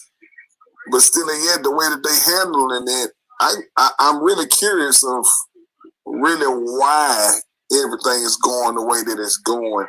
I just always kind of skeptic about anything that they have the people doing. And, like if they was to go into this quarantine thing and martial law, they've been wanting to find a reason to implement any fucking thing like that so they can do what they want to do. So for me, I'm looking past this virus shit because if you pay attention, they mainly cutting you off from Europe. I don't hear them really complaining about Africa. So that's what my time is. Well, it was a case. But it was a case in Africa. Yeah, but it was a German guy. Look at the graph. Yeah, no, it was a German guy. It was a German guy who traveled to Africa, and they had to quarantine. Then it's still an African problem, then, right? It seems like a European problem. Nah, my thing is how many German people went into Africa with that shit. History tells you Germans ain't fucked up with going to Africa with that bullshit. You understand me? Listen to the name, German. They ain't ready for that. They ain't ready for that. Who I want to go to? Brother Jarvis, talk to me, man. What's this corona shit, man? Do we need to be quarantined for 14 days or what? If you're crazy enough to listen to it, yeah. But what I think is just they other boogeyman. They had that what's that shit called? Ebola that one time. They had something before that. They had something before that. They had something before that. It is what it is. It's the same. It's just a repeat. What they doing? All this shit. I'm real heavy on that eugenics shit. All this shit got something to do with eugenics anyway, man. So when it comes to eugenics, they just wanna get rid of a certain group of people. We know who them people is. So they'll throw whatever they can throw in the air. But I think what they did this time, they didn't quite plan it out the right way, and it's getting the wrong motherfucking person. Because like Eugene said, it ain't really knocking us down. But you look in Italy, it didn't kill about 400 motherfuckers. So that's all I'm saying. It didn't kill about 400 people over there. But that's all. I mean, you gotta look at it from there. I think they might have twisted it the wrong way or something. I don't know. I don't really know too much about it, but I know, like I said, it's just an aggressive form of the flu, and you should just take regular precautions. The same shit you normally do. Wash your goddamn hands when you get through, and all that all that normal shit that you normally do. It shouldn't be nothing that you need to be tiptoeing around and do. Just do the regular shit and call it a day. You'll be all right.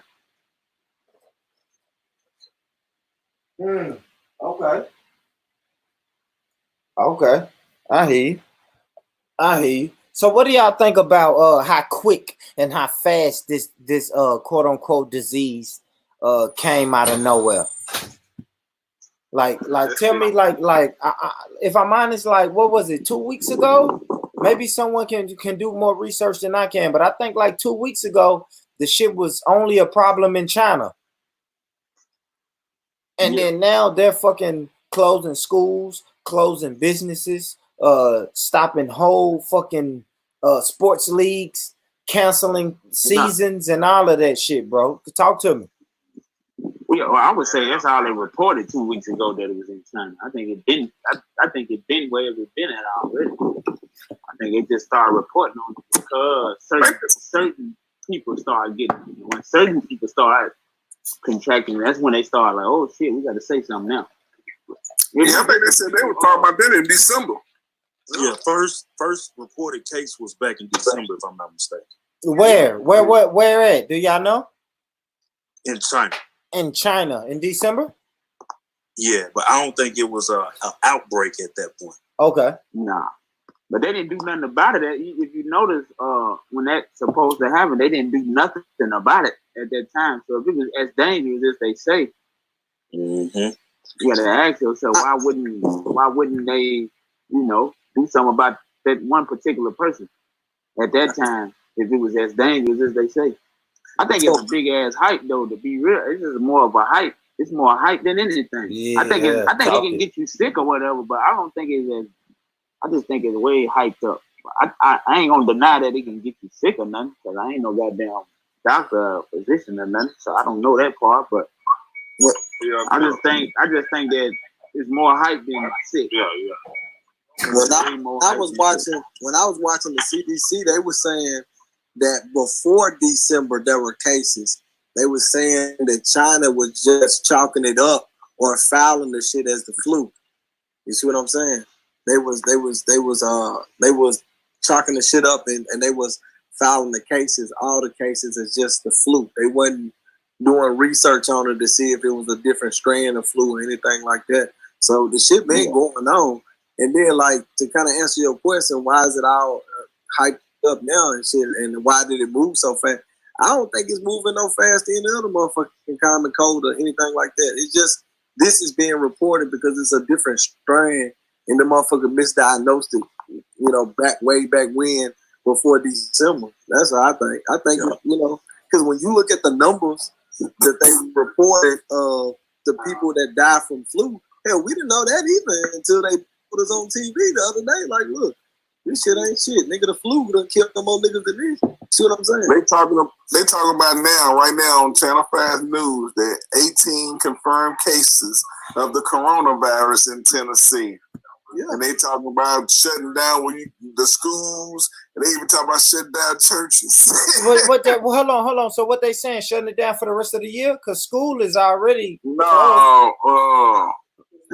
the next month. Oh, okay. Yeah, Shelby County, they out to the 30th. Yeah, they out to the 30th. Yeah. They just shut down Clarksville. Nashville, they out Thursday and Friday. They got spring break. Last week. Williamson been out since last week. They been out this whole week. So they've been out for a minute. Hey, this is the question I got though. The question I got is this. I do tech support. So I deal with them folks. And when I mean folks, I deal with white people on a consistent basis. And I'm trying to figure out which white person or persons do y'all encounter. When I say y'all, it's the ones that say they did this and they created this and they planned this and they did this. Which ones are they? Because the ones I be talking to, they stupid. They don't be coming up with nothing this morning. And how do y'all give them that much credit? And then in the same breath say, they say that if we wash our hands and do this will keep us from getting it. So do we trust them? Do we not trust them? Are they brilliant or are they dumb? All right, let me please, bro. They are brilliant, bro. They are brilliant. They are the professors in these universities that the government got working for them and stuff like that, man. They evil scientists. Yeah, and then you also got to consider this. At least when I'm speaking, I'm talking big pharma. I'm talking big pharma, so it ain't just some old white man with a cane and a crutch or some shit like that. That don't know nothing. And I think that you're speaking about capitalism, but as far as the day, it's like, man, listen, man, we can't say. Like when you say let me give you the equivalent, when you say niggas ain't shit, are you talking about every black person or do you have a specific criteria for a nigga? When did nigga become? No. Listen. I promise I'm going somewhere. I promise I'm going somewhere, y'all. I promise I'm going somewhere. Trust me. Go ahead, Nino. I just want to ask that question. Oh, when I say niggas ain't shit, I'm talking about a specific group of individuals. And that's the same thing with they. When I say they, or when some people say cracker, or some people say, you know what I'm saying? Yeah. Honky. I mean, that's what I'm asking. I'm asking like Mario just said, he talking about the pharmaceutical company. When he say, I'm trying to figure out who, when y'all are saying y'all, I don't know who y'all talking about. Because we're saying they. Yeah, because y'all just saying they. So I don't know who they is, because the they that I know, the day I talk to on a regular basis, they do. Yes. All right. So when I say that, I can explain my rendition. Go ahead, Eugene. Well, if I use the concept of they, I'm talking about the power structure that runs the country and runs the education and the train of thinking, who creates the cultures. And I don't believe that all of them are white. I believe that really we have some black people in some power to where we've always had this separation. Because if you remember in the beginning how the story is told, we had our own people in a sense of servitude that we sold off to the Europeans. But we always had that one that was supposed to be supreme and above the rest. So I don't believe that it's just one race of people who's creating all. I think it's a collective group, actually. Okay, so when I say they, I am talking about the quote unquote powers that be. Right? Y'all may or may not believe in this, but I believe it's a system of just a few families who run the world. And when I say they, those are the families that I'm talking about. It's only a certain amount of people who run the world. We're never going to hear about this coronavirus, because y'all just said it was just the flu virus in December or before December. So when I say they, I'm feeling like the powers that be. Do you understand what I'm saying? I feel like it's a few powerful families in the world that makes the world go round. Period. That's me. That's the way I think. And I think nothing is introduced to us unless they are willing to introduce it to us. And that's when I say they.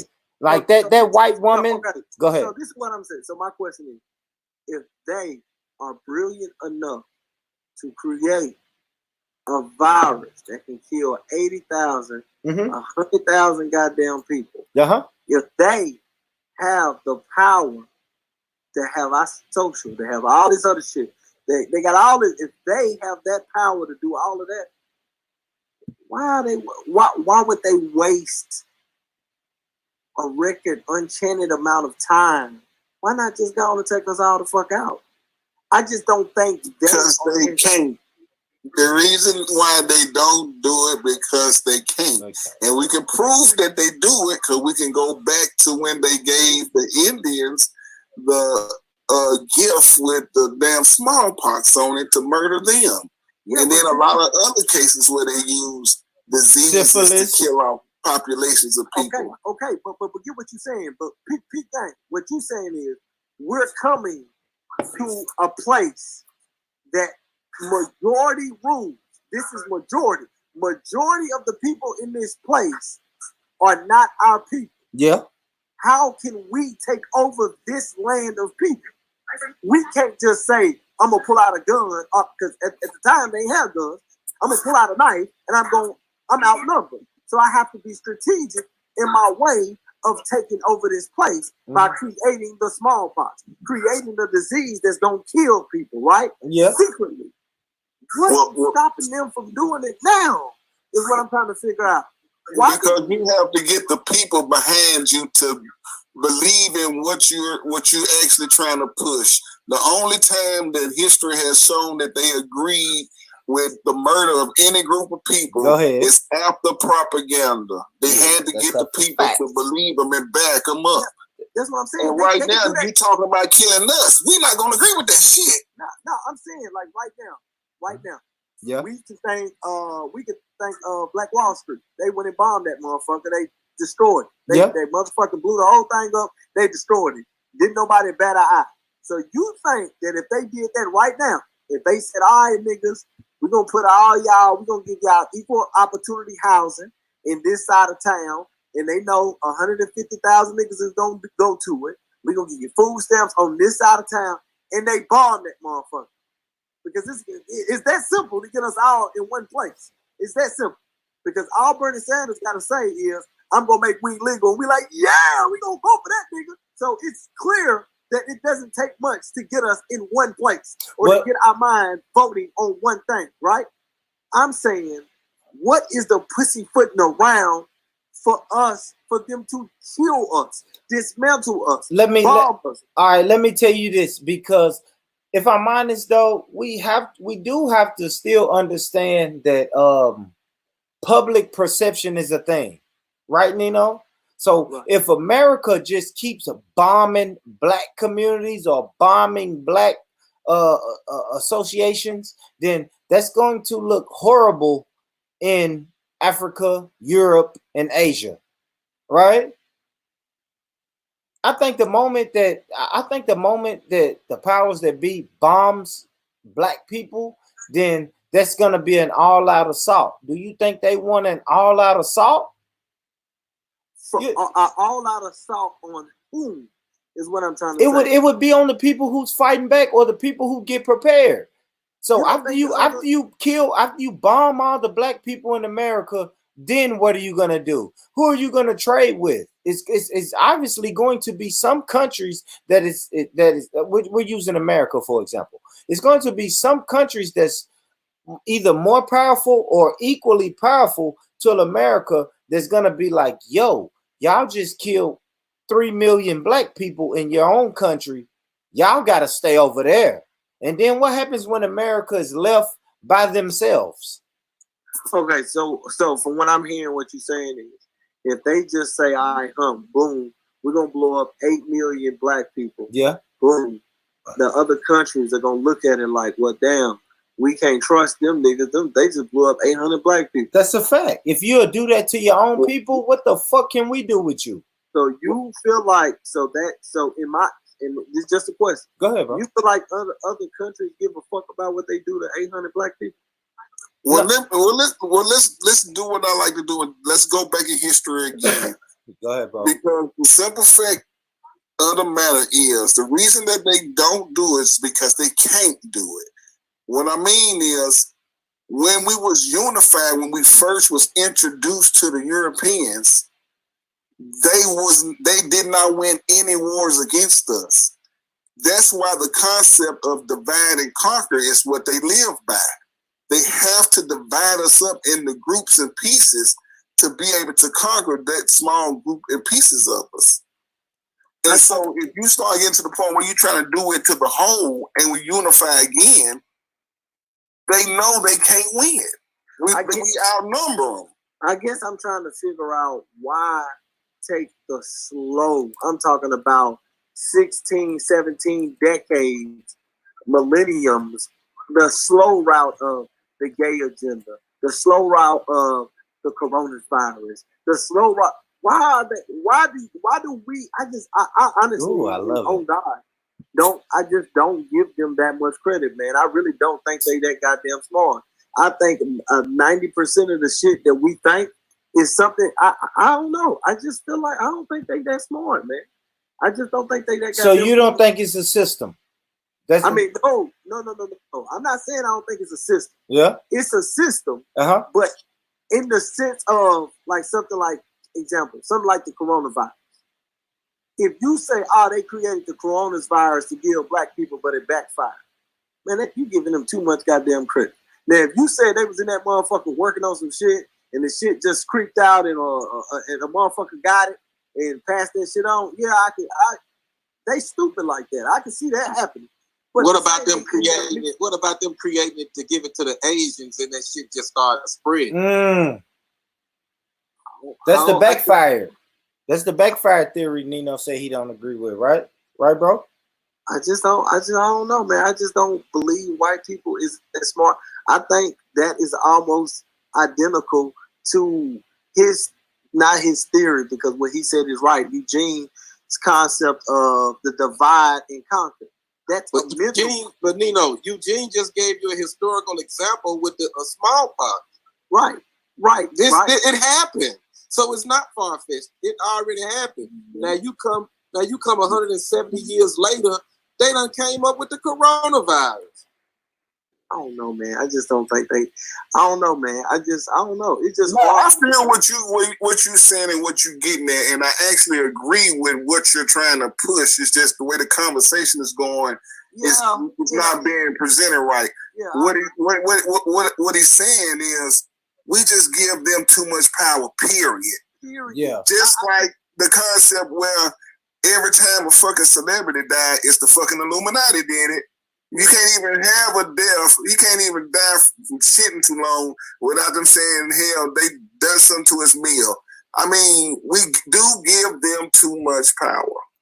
Bro, y'all gotta understand the same thing that's going on in Black America is going on around the world where white people done oppress them. They say the same thing. They just do so much to so many different people, man. And they just get blamed for shit. Man, if they didn't do it intentionally, they did it on purpose. So the mistake was on purpose. They responsible. All right, let me stick a pin right there, man. Listen, thank y'all for tuning in. Everybody who's tuning in right now, hit that like button, that share button. Make sure you hit the share button. Let's get this word out, man. This is a dope conversation with a dope panel. You know what I'm saying? Tell a friend to tell a friend. This is what we doing. Hit the like button. If you're on YouTube, hit that subscribe button. Hit the bell and get all of the notifications, man. Don't play, man. Let a great philosopher by the name of Clifford Harris tell y'all what you need to do. Do your job, nigga, and hit that button. Hit the button. Man, hit the button, cuz. Man, hit the button, nigga. You want me to hit for you? Hit the motherfucking button and let me in. So yes. That was Clifford Harris, man, telling y'all to hit the button, like button, share button, subscribe button. We all in this bitch. You know what I'm saying? Great conversation, man. Salute to everybody who's on the panel, man. Brother D, Brother Nino, Eugene, Brother Tony, Brother Mike, you feel me? Brother Jarvis blessed us earlier. Sister Star was in this bitch earlier. So, man, salute, man. We can get back to it, though. Let's get back to it, family. Let's get back to it. So, Nino was asking the question of the day question, which all ties back into the corona. It all ties right back into this coronavirus. So, Nino, I want to ask you. So, if the coronavirus hits, we have to be quarantined 14 days. Right. Nino, could you get ready for that in 2 days? Yeah. If they gave you 2 days to get prepared to be quarantined for 14 days, would you be ready? Yeah. I'll be super ready. Tell the people some of the things that you would do to get prepared. Well, it's certain restaurants that I kind of pay attention to.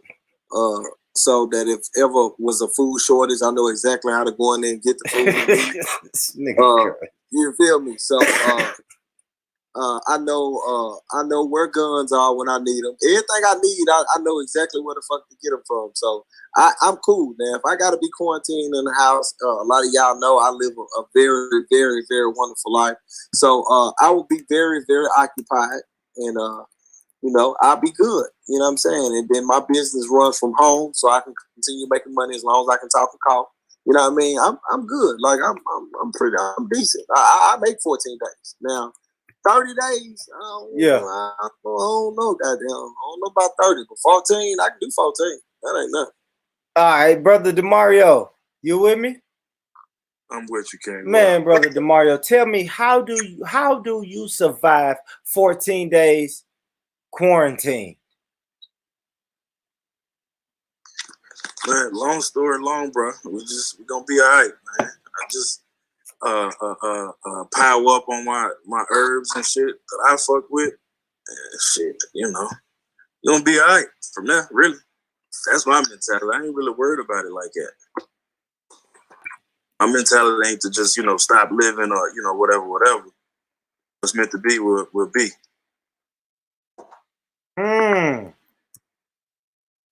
I got you. That's right. Like I said, something deep right there. Yeah, I'm just saying, you know what I'm saying? I'm a dead nigga with that. He talking that shit. He talking that shit. Come on, brother Eugene, talk to me, man. How do we survive in sight? What they call it, self isolation for 14 days, bro? Give me some gems. Well, I mean, that's one I ain't never experienced. So the only thing I can see is we got to be willing to do something we ain't never done, and that's actually preserve and be thrifty, opposed to just running through shit like nothing matters. Hey, we gonna have to actually, hell, we can live like the Muslims say, hell, 1 meal a day. Okay, so you're saying change our whole way of living. Yeah, you're gonna have to preserve if you're gonna have a shortage. If you know that you can't go out and you know what you got in the house, you can't just run through it like it's cool. You're gonna have to actually start dividing and start counting and the shit. You have to put the math to it. Yeah, you got to start budgeting. It's what it is. Yeah, you're gonna have to start budgeting and preparing shit that we should be doing off the wham, right? But then when shit hits you, like, man, look, let me tell you something, man. I was just without power, internet, fucking cable, fucking Wi-Fi, fucking hot water for a week. And that lets me know how much ill-prepared that we are for a crisis. Do you understand that, bro? Or am I tripping? Like, fucking trees laid down on my house, bro, and it made me realize how helpless that I was. I'm thankful that I was a guy who had my car. I can't even imagine a tree landing on my car. I would have been fucked out here. That means we're spoiled to the point that we would not be able to live. Like, we can talk all that shit like, yeah, man, I can be in my house for 14 days. Man, being in your house 14 days and can't leave, man, it'll drive all of us fucking crazy. It'll drive all of us crazy. It'll make us, the people who's married, you'll argue with your wife. You can't go out and get gas. Like, I don't think we understand what I'm talking about. You can't go out and get gas. You can't go out and get fucking groceries. Are y'all ready for that? You understand what I'm saying? Like, it's pitch black outside my house right now, man. I just seen blue lights. A police car and blue lights just rolled past my house. Like, this shit can get so real that I don't even think we know how real it can get. If they came on News Channel 5 today and said, hey, the grocery stores is only open for today, and when the grocery store closed at 9 o'clock tonight, it's no more fucking groceries. Do y'all know what type of madness that will create? So I don't know, man. I don't know. I know something is going on, and I'm not going to take it that far, but I always think preparation is the best move for us to make. We need to be prepared for anything that comes up against us. And if we're not, then we're not. You know what I'm saying? Because even me, I sit back and say, man, this corona shit is some bullshit. And it's some bullshit until they say, hey, all the grocery stores are going to close tonight at 11 p.m. Then that's when it becomes real. You understand what I'm saying? Huh? What y'all saying? Nobody understands what I'm saying? Cool. Cool. I'm just out here by myself. But man, listen, man. What I think that we should do is, bro, cool. Keep continuing to live our life. But we also, if we see the play, right? If we see what's about to happen to us And with us and with this whole coronavirus, man, we have to be proactive. Get your ass out there and get some shit popping. Period. We need to learn how to live off the land. That's a fact. And they're gonna and I feel like we are going to be forced to live off the land, whether we like it or not. Period. Period, bro. Because that time with no electricity, it made me fucking go out and see which one of my brothers got generators. Okay, none of my brothers got generators. Let me grind, get up some paper, and let me go buy my own generator. So next time this shit happen, guess what? At least I got a fucking generator. So I don't know, man. I think these situations, they don't break us, they make us. They force us into situations where we have to fight out of. Just like a motherfucker throw you into 14 feet and you can't swim. You're gonna figure out how to get to the top. That's just me though, man. You know what I mean? That's just me though. That's me about this whole damn coronavirus, man. Let me get to some of these comments, man. Let me get to my brother Lucian Cyrus the Virus Lycan said, get plenty of dope, pills, and 3 zips of weed. You'll be cool. What you think about that, brother Tony? What you think about that, Tony? Eugene? Say it again, bro. My brother said if you have to be quarantined because of the coronavirus, you'll be good if you get plenty of dope, pills, and 3 zips of weed. You'll be good. What you think about that, my brother? Oh, he was just being facetious, man. That's all. Yeah. He didn't really mean all that. There we go. There we go. She got attitude problems. Oh, yeah. I have an attitude. How you doing, sister? How you doing, Sister Star? You back in the building, Sister Star? Yo, you gonna mute your mic or what? Okay. So Tony, I want to ask you, bro. Because you ain't told me nothing about this corona, man. What you think this corona is, bro? Is it a government setup, or is it something that we should really be concerned about? The African immune system is far different from those with the recessive genes. As you see, it's mostly hitting people that's got recessive genes. Can I stop you right there, brother Tony? Because I could have sworn in the earlier stream you said that all of us are not African. So are we African or are we not African? What are we talking about, brother Tony? I said the recessive genes. Even in South America and in Africa, you don't really see too many cases. Like this is just not really affecting people south of the equator besides Australia. This is like a northern hemisphere type, gene that is affected. Yeah, that's what I was heard. Has anybody on the panel heard of a black person catching the corona? A melanated person, Nino? Yeah. They're gonna find one and inject them now that you said that. Okay, well, let me tell you this. That brother from the Utah Jazz, there's 2 brothers from the Utah Jazz NBA team that has the corona. The guy that originally caught it was biracial. Yeah, Gobert. He gave it to the other guy. And he gave it to okay. All right. Yeah. But you don't that's why if you follow the duration of the virus, it originated in China. Like if you look at a map, it went from China and then it started moving west. How does it completely skip the biggest, most unsanitated continent? Who told you it was unsanitized? Who told you that? Western media.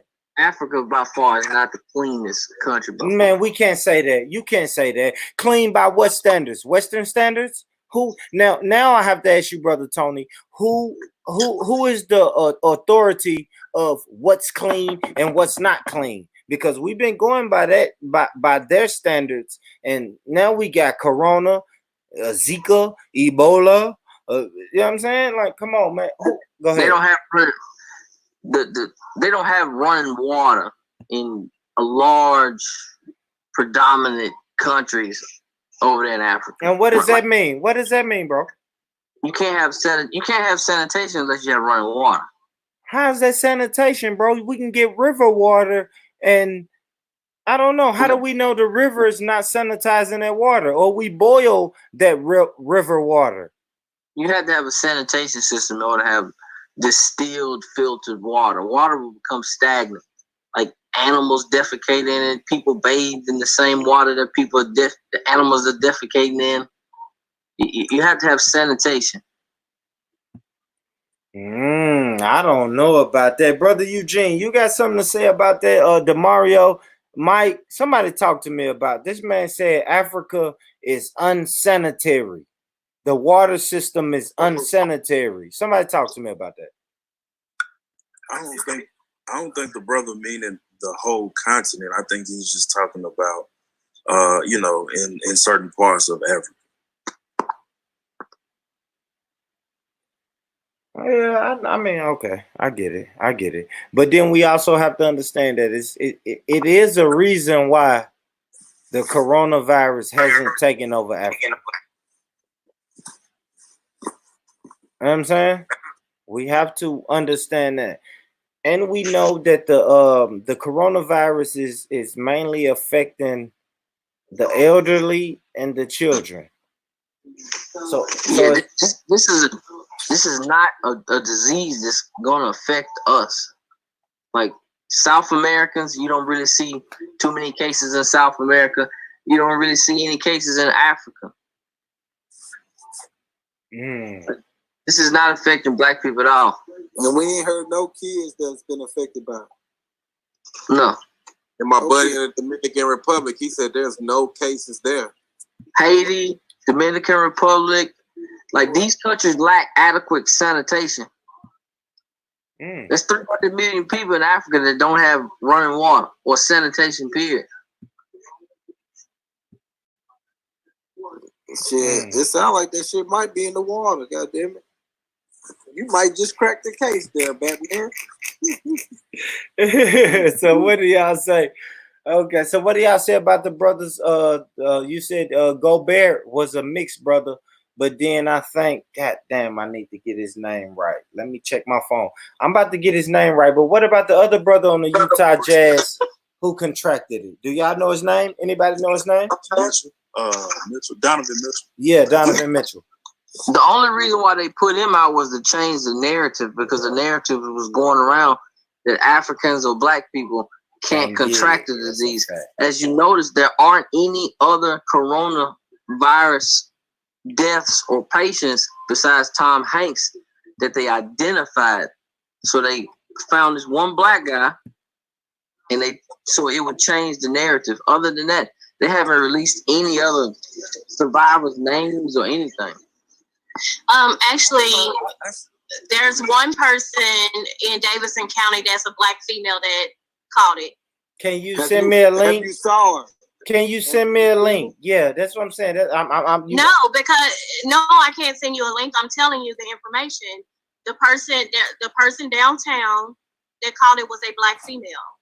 I know. I read that too on Facebook. But no, I have not. I mean, but I know for a fact she's a black female, and she has a right to privacy. I'm not going to say which company she worked for. Who reported that? I'm asking. Hold on, Nino. Nino. Hold on, Nino. Hold on, real quick. Sorry, this is why I can't hear you, Nino. I'm not asking you the question to say. I can't hear you. The question to say you can hear me enough to say you can't hear me. What the fuck? Yeah, because I can see you're talking. I can't hear you. Okay, I'm not saying. Can you hear me? Barely. I'm not saying. Hold on, let me see if it's on my end. I'm not. Yeah, it's probably on your end because we gotta. Go ahead. I'm Nino. not. Okay, go ahead, Nino. We're not asking that question as to say you're lying. We're not asking that question as to say, hey, tell us the woman's name and send us a picture of it.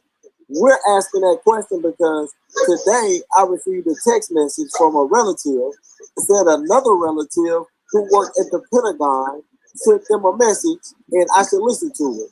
And while I was in Sam Club, a nigga that I barely know walked up to me and said his cousin worked at the Pentagon and it sent him a message. So I'm saying, I'm just asking if you personally, if you've seen it with your own eyes, if you know, touch, smell, been around. Listen, what I'm saying to you is not up for debate. I'm telling you that that one of the people in Davidson County is a black female. I'm saying what I'm saying. It's a black female that work downtown. I'm not gonna say where they work at. But is that a news story? Like, can we Google that news story? That's all I'm asking. If you will listen to what I'm saying, they're not gonna release her name because people have a right to privacy. The only people names that they're releasing are people who gave them permission to release their names. So it's no. So listen. It's no evidence of this person except besides evidence. Everybody who works in that building knows who she is. Well, can I follow? Hold on. Listen, Star. Listen, relax, sister. No, can I follow? Hold on, Nino. You're trying to make it out to be an argument. I'm telling you, one of the people in Davidson County is a black female. I know that for a fact. I know it for a fact. We can't say that's a fact, but we can't say it's a fact. I'm saying. You know what? And if you're saying it's not a fact, then you're saying I'm a lie. So one of the other. Let me jump in. I'm telling you for sure that it is a black female that work downtown. Man, you a motherfucking lie. You a motherfucking lie. Go ahead, DeMario. You a motherfucking lie. Nigga, you a motherfucking lie. Go ahead, DeMario. Come together, Tim.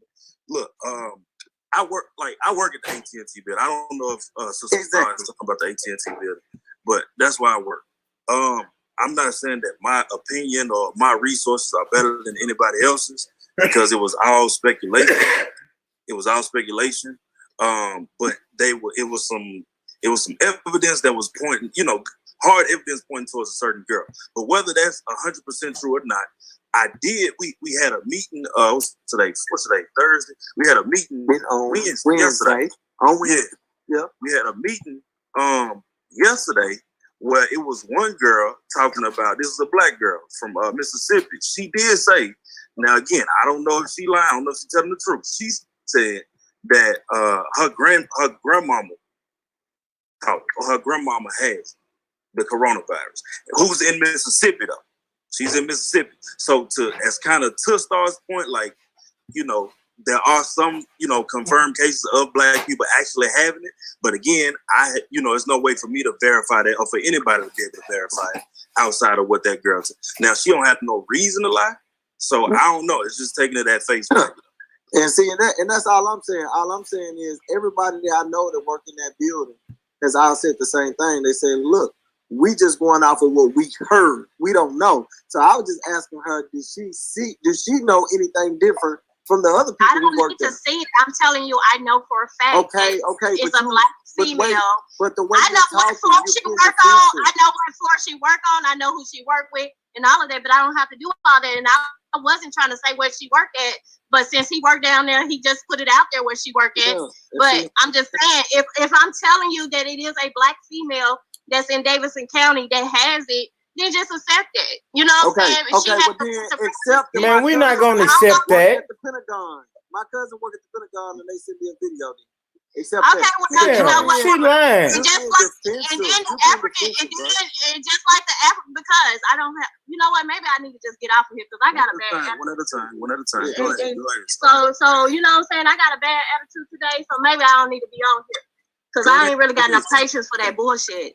At the end of the day, I just gave y'all factual information. No, you didn't. And just like one of the first people that was cured was an African dude. Like, can you send me a link? Like, Star, you send links though, sis. Like, send me a link. Let me post the link and let's review it. You can go look that up yourself. The first African blood person. They reported that African blood person. What is that? What is that person? African blood person. What country? I ain't got time today. Yeah, exactly. What country is that? African blood person.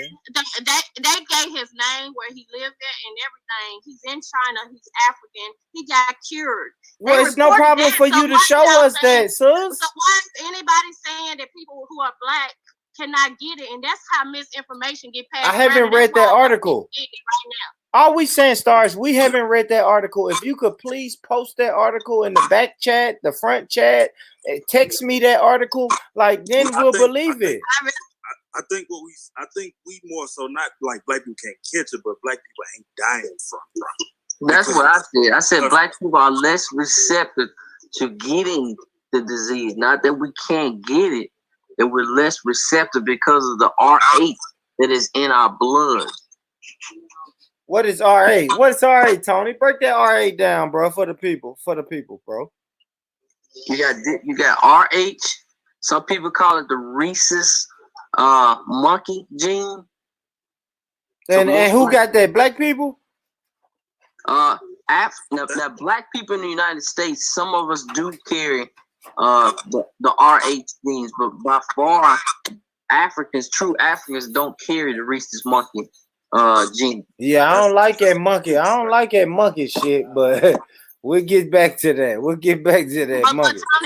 But Tony, the African dude that got cured that lives in China right now, he's there on, I don't know if he's like a work visa or something, like, or he go to school or something in China.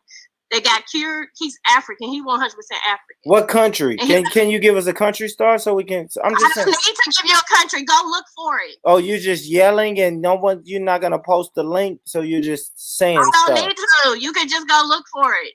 I told you. I mean, they widely reported that the African dude that lives in China, that goes to school in China, that they cured him. They're testing his blood right now to try to help create some type of cure. In the comments, people in the... I never said that Africans can't get it. I said that we're less receptive because of our immune system. The first report that black people can't get the coronavirus was from a Chinese doctor whom is treating that guy that made the claim that black people are less receptive to getting the coronavirus.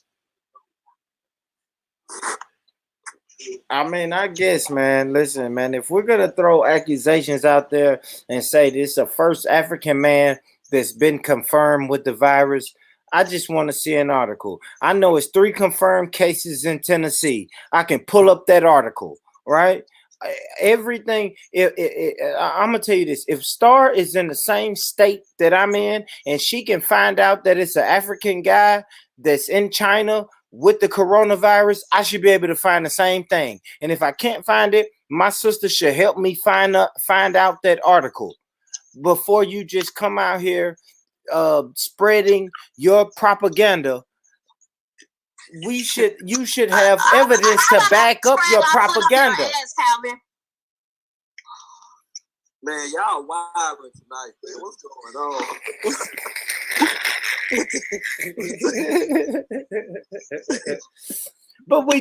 But we can't. Come on, Nino, man. What type of people are we if we just come up here talking out our ass, man, with no receipts, bro? If you tell me about the whole... Go ahead, Star. Let me shut up. Let me just be quiet, because if I don't... Yeah, I mean that's just it, man. Only thing I'm gonna let you lick your wounds or whatever you need to do. Cause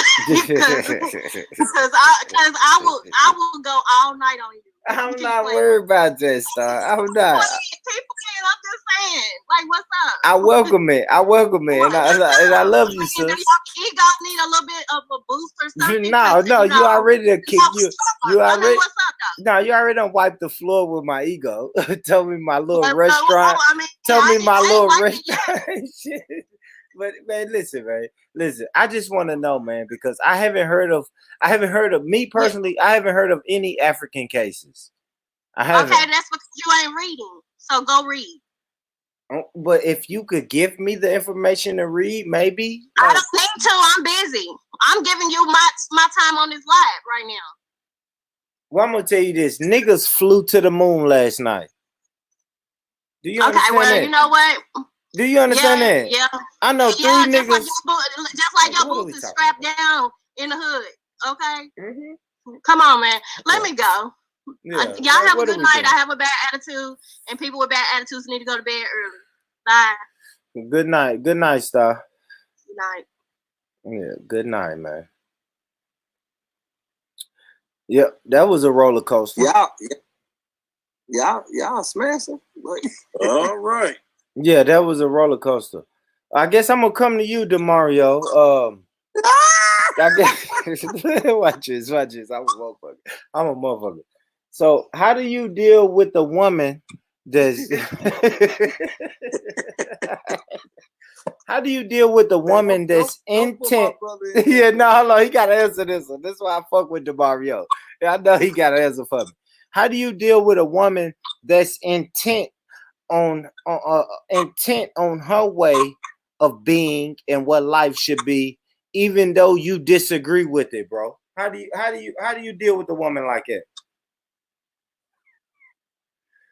I ain't getting that, bro. I ain't getting that. Brother Eugene, come on, brother Eugene. Somebody finna talk to me, brother Eugene.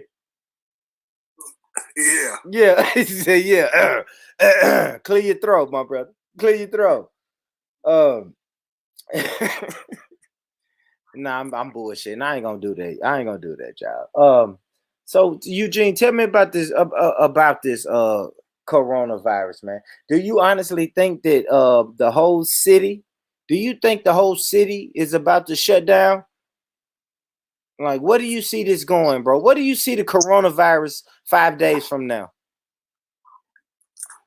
Well, I mean, I don't know, actually, because everything right now has just been surprising, just from how the whole reaction to it, because this is brand new. I mean, how many times can you come up with a situation where they shut down games? They talking about shutting down church because they're worried about this shit. Kids can't go to school. I mean, I can't remember the last time we had something where they act like this. I don't know what's next. And then to think about it though, it can become a domino effect though. If say for instance you got elementary age kids or kids in daycare, you can't, you got to make adjustments if they out of school. That means my job got to accommodate, It ain't like just my household is the only one that's going through it. Like the whole city dealing with this. You know what I mean? So they'll eventually have to make some kind of accommodations. Yeah, one thing I think we need to think about though, because like when I hear us say, man, they shut down the game. And they shut down, they shut down the game. And they shut down this and they shut down that. You got to think about it. They didn't shut down the games because of the coronavirus.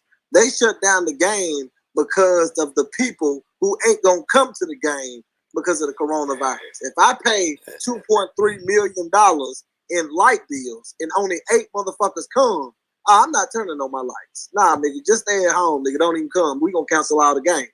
So the stores aren't closing, aren't empty because everybody is scared of the coronavirus. No, it's a handful of motherfuckers that's scared of coronavirus that's buying up all the goddamn toilet paper. So everybody's trying to get the toilet paper for them crazy motherfuckers buy the goddamn toilet paper. So it looks like everybody is worried about the coronavirus.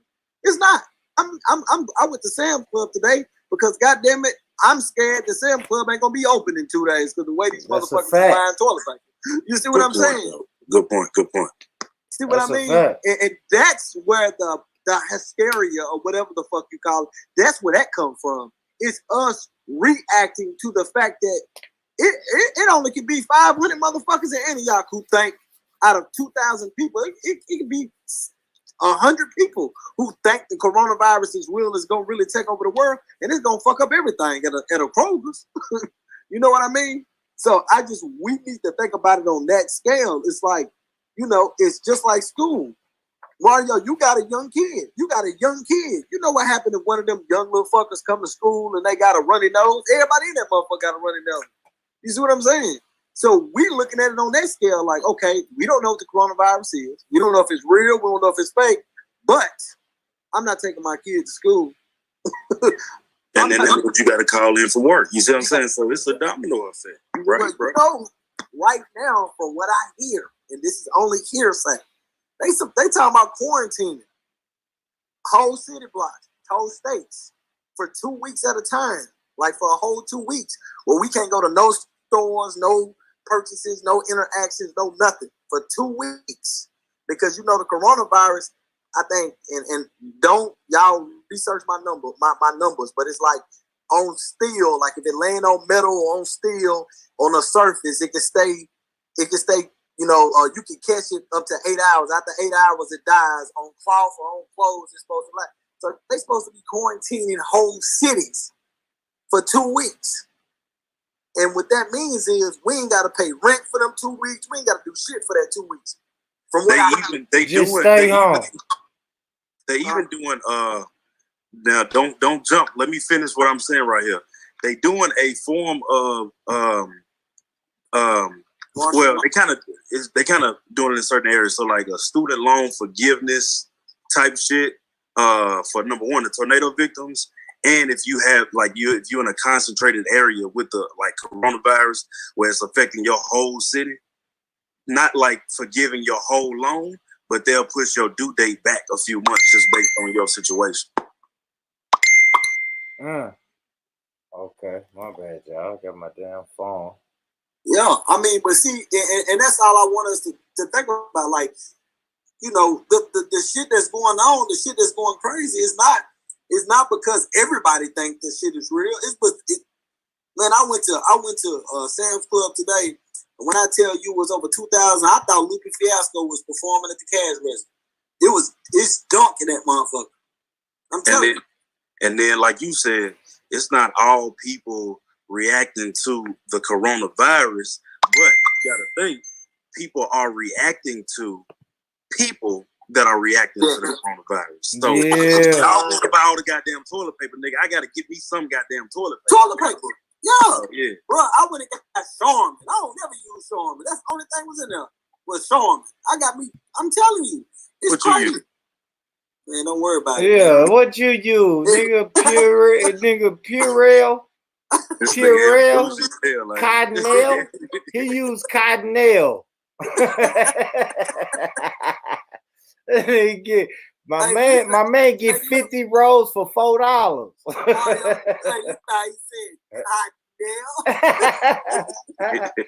Man, hey, listen, man. Salute to everybody in the building, man. Hit that like button, hit that share button. Yes, I got the mask on, I got the glove on. I'm not fucking with you niggas, man. I'm not. I can't do it. I can't risk my life and my family's life playing with y'all with this virus, man.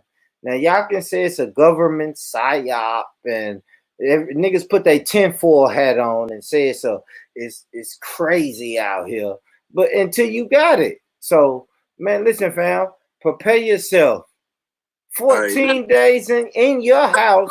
What you gonna do? You know what I mean? Let me touch on it on this as well. Go ahead, brother. Not saying that the sister is lying. Again, I don't know her. So I can't speak on her credibility or nothing like that. But again, like I said, that's why I work, and so we had meetings and shit like that. Another thing, because we were asked, like, hold on, if this virus is something that you're supposed to be quarantined for X amount of time and this, that, and the third. Why are we here? Why y'all letting us come back? Is this CDC approved? Blah, blah, blah, blah. So what they telling us, and again, they could be just shooting the shit. Who knows? But what they told us is, number one, the young lady who supposed to have had the coronavirus, two things. One, she was there last Thursday was the last day she was there. Last Thursday was the last day she was there. They were saying it's a 3-day turnaround thing, meaning they can only live for a maximum of 3 days on a, whatever surface, blah, blah, blah, blah. So that's why after Tuesday, they allowed us to come back Wednesday. So they had us off Monday and Tuesday, and we could come back Wednesday. Wasn't mandatory. They allowed us to be off a little extra time, beyond that. But Monday and Tuesday was definitely, shutting down the building, allegedly cleaning that motherfucker. And we have our gripes about we got our questions about the cleaning that damn fast any damn way. But again, Gal posted her last day there, or the last time she was there was last Thursday. So if it's a 3-day thing for it, then that's, Friday, Saturday, Sunday, right? And then so Monday and Tuesday they clean, and then we're able to come back Wednesday, which was yesterday. If that clears up anything. So again, So again, that man. And you don't know, and you still, and even you can't confirm if she was black or not. You just. Well, so here's the thing. What they said, a lot of this should be speculation. Maybe she know the girl personally. Maybe she's related to her. I don't know. But what I'll say is they did have a girl, a specific young lady. Like they were sending out text messages, like, unofficial messages and shit like, this is her. I know her voice, blah, blah, blah, blah. And the girl that they were talking about was not black. The girl that they were talking about was not black. Now, how true that shit is, because they like these people, when I say these people, I'm talking about people that work at AT&T. They sending screenshots of shit she posted on Facebook and blah, blah, blah, blah. This, that, third. And then they played her clip, her audio of when she was speaking with the news. And they was like, yep, that's her, that's her, that's her, that's her. Now, again, I don't know how reliable that is. Because I don't know the girl. I know the girl that they talking about, but I don't know her personally. I just be seeing her in passing. And see, and that's why I answer that question is because it's 3 young ladies I know that work there. That's, I was with them because they was off on Wednesday. They had the meeting on Wednesday, and we was all together on Thursday, and they was talking about it. And who was in the meeting? Huh? Who that was in the meeting? I mean, look, see, that's why when I keep telling you. Yeah, we online, family. Hey, hold on, Nino. I want to shout out to the YouTube family. I want to shout out to the Facebook family. You know what I'm saying? See, and the same question that I was asking them was, do y'all know if she's black? And they like, 2 of the girls were saying they heard. The other girl said, no, she thinks she white. But nobody could confirm. And that's why I was trying to see if maybe she knew something that they didn't know. That's why I asked. It's possible. Like you said, she could know the girl personally. Or, maybe related to it. Nashville ain't a big city like that. But I can't see, because I feel like and this is just my opinion, if she knew, she would have posted it on Facebook somewhere. Goddamn, my home girl got the goddamn corona with the lion. You know what I'm saying? I don't know. I just feel like I said, my cousin sent me a message today that said his friend's sister, that work at the Pentagon, said this and said that. And I was like, oh, damn, for real? And since my cousin is a reliable source, I believe it. I text my girl, because my girl is doing she's doing a 4X conference in St. Louis.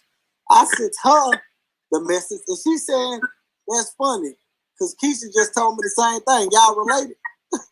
I'm like, no, we're not related. I said, for real? She said, yeah. So then when I was in Sam's Club, my nigga walked up, and he was like, man, yeah, shit crazy, ain't it? Man, look, I hollered at my partner, but my partner worked at the Pentagon. I'm like, hell no. It's a lie. Everybody lying. Don't nobody know one nigga that work at the Pentagon. Everybody lying. And that's why I was asking, like, do you know for a fact? Did you see this person with your eyes? Like, do you know this person? Or you going out something you heard? Because that's what everybody else doing. So in so many words, you're not calling her a liar, but you're saying it's some false narratives out there that's been repeated quite a few times. Yeah, and I wanted to know, like, for instance, you worked there. The other 3 girls that I know, they work there. Yeah. If y'all don't know, how in the fuck do the person who don't work there know And if you do know, how well do you know? That's like, a fact. Can you call her on three-way? Or you can't even show an article. Like, I didn't know. See, my thing is, I wasn't even speaking about this building that y'all speaking about. I'm thinking that she may have read some shit online or heard some shit, and I'm like, just share the article. Like, I didn't know. I'm honest. I didn't know. I didn't even get that hint that she knew someone who worked in the building. Well, she said, well, keep in mind, I did say, and again, I did say, I forgot how I said it. I don't. This is me paraphrasing, but I was in so many words saying, I don't know if Sister Star is talking about the AT&T situation or not. But I actually worked there. So she said she was talking about somewhere else. Nah, she said she was. She said I know. Yeah, that's what I'm saying. She confirmed it. I missed that. She confirmed it afterwards, and I was like, she didn't have to. She trying to protect gal identity. She could have, not said nothing or said, no, that ain't the place. I'm talking about it's another place, whatever. Yeah. And it was like, she was like, well, since he put it out there, I'm like, well, shit, I didn't put it out there because I don't know if we talking about the same situation or not. Same situation, right? She said she know the floor she worked on and everything. So maybe she getting it from a reliable source, like I said, maybe it's firsthand information for her. I'm not sure. But yeah, it could be, or it could be the shit on the internet that I saw. You know what I'm saying? We never know. Yeah, you sound like you sound like you. She you mad at her? No, I ain't mad. Nah, hell no. I ain't gonna lie. I'm throwing a couple shots. You know what I'm saying? You know what I'm saying? Lead up. Let me throw my shot. But I ain't mad at her. I know she man. Listen, man. She doing her thing, man. I love it. I love what she did tonight. It's beautiful. It's a great show. It makes for a good show. You know what I mean? It's a good show. Y'all funny as hell. Yeah, that's a good show. And I hate everybody I was gonna put my name in it. Why you always put my damn name in it, man? I ain't the problem. I don't be doing that. I'm be chilling out. Shit, minding my business. Y'all always in shit, I'm always in shit, bro. I don't want to be in nothing. I just want to be black and die, bro. Damn. That's it. Motherfuckers always put me in the middle of something. Shit. Yeah, I don't know why. I don't know why that is, I don't know, man. I think I'm a whole ass nigga on the inside. Well, you got to fight against that. Nah, man. You just settle. I'm trying to fight the corona. For real. You can't get it though. Hey, I posted some links inside the group chat. Inside the chat, bro. Okay. Yeah, you do got one. I'm finna show it. Yeah, you did show one I wanted to show. Yeah, yeah. Let's show it. Tonight, a well-known Missouri televangelist is being... Oh, Lord. Oh, damn. Oh, my bad, y'all. Damn, I burped out the corona. Hide your kids. Hide your wife. I burped out the corona. Okay, hold on. We got the... you did the... Let's do this one first. Most High show ain't spared none of them churches in that tornado, but either did. Nah, that nigga slid right through that motherfucker. Yeah, but the Most High, guess what the Most High did? God got a plan, though. God got a plan. Most High came through and fucked my shit up. Did the Most High fuck my shit up, or did the Most High spare my life? Man, just play the link, man. Yeah, niggas don't want to get into that. Y'all don't want to get into that. Damn link, nigga. Yeah, hey, you hear me, Sawyer? Hold on, my brother Sawyer. I'm taking over your show, man. Play the man, hold on, though. Salute to my brother Sawyer in the chat, man. They don't want to get into that. That's what my UK brothers like to get into. The Most High. They say that they call me an atheist. Wow. Because I don't subscribe to their Allah and God, and I don't subscribe to their God. So you don't think God is Mexican either? Yeah, like I don't know. Like when I say which God look like me, only people say that is the Israelite brothers. Mm-hmm. The Israelite brothers, the only one say. I say, what God look like? The Israelite brothers say you. A Christian and a damn Muslim, they gonna be like, man, God is magnificent, or whatever they call omnipresent. Like, okay, bro. All right. You keep talking, they're gonna beat your ass up.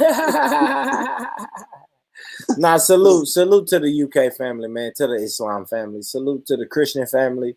You know what I'm saying? Everybody fucked with me, man. Y'all fucked with me. Y'all blessed that PayPal. And I fucks with that, man. So make sure, listen, I got the PayPal, the Instagram, scrolling at the bottom of the screen, man. Make sure y'all follow that Instagram. Like, share, subscribe this. The PayPal is Mr. McGee 615. If you want to support that thing, salute to y'all. Let me play. Hold on. Let me go. I gotta go and share my screen over here. Let me get this right. I'm gonna get this right. Brother Nino, a couple videos he wanted to make sure he shares. Let's make sure we get it right.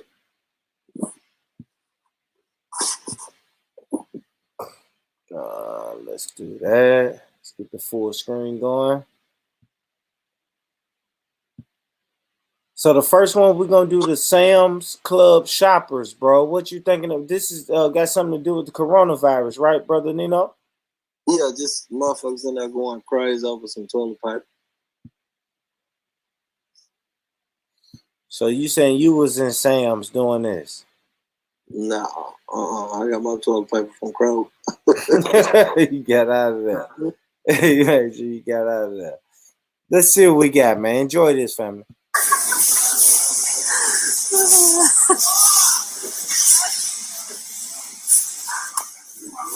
All right.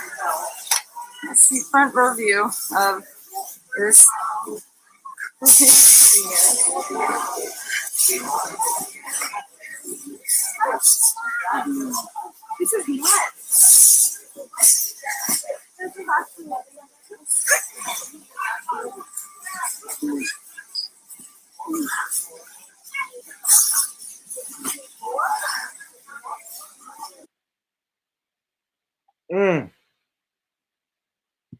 And what they doing, getting all that toilet paper. Yeah, I don't know what the need for toilet paper for, because it's you sick and I don't know. You should have died the last thing. Wipe my ass. What was that, bro? They just run around getting toilet paper.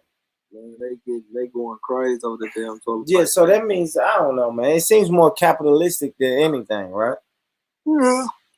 No. I don't know, man. I look at it like I said, man, it's a mixture of crazy people and perfectly sane people trying to make sure they can wipe their ass. That's how I look at it. Yeah, I think people should have been wiping their ass at first, if I'm honest about it. You know what I'm saying? We wait till we get a fucking coronavirus and say, man, you know what we should be doing? Washing our hands and wiping our ass. Like, no.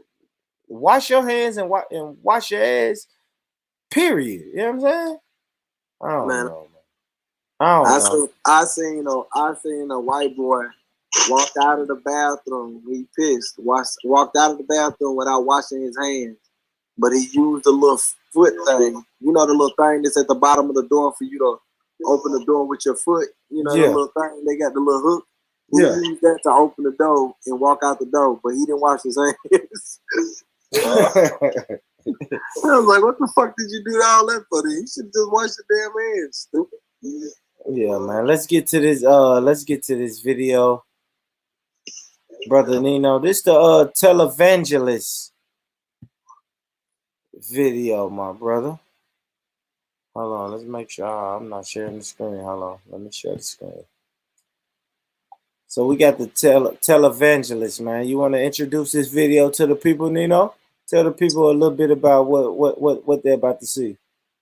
Nah, you just seeing a hustler on his job. Doing what he's supposed to do. Doing what he's supposed to do. Got you, bro. Promoting his mixtape. All right, cool. Let me share my screen. Family, hit the like button, the share button, and the subscribe button. If you're new to the channel, man, thank you for tuning in, man. This is what we do. It's the Mr. McGee Show, man. Got my brother Nino. He's still rocking with me. Beautiful panel earlier. You know, we was talking that shit. feel free to go back. Check out this video. Check out previous videos on the channel, man. You know what I'm saying? Feel free to come in, take your coat off, and get comfortable. Get comfortable on this channel, man. On this channel. You hear me? That's what we do here. We get comfortable. So we're going to show this video, man. My brother Nino said this is a guy who was hustling. Tonight,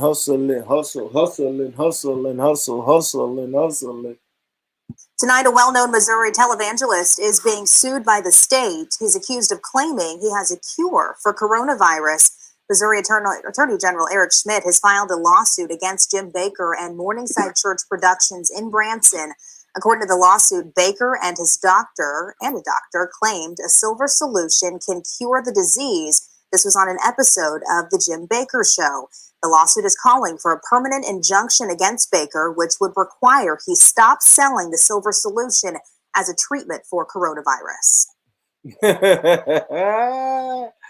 So he got the cure, bro.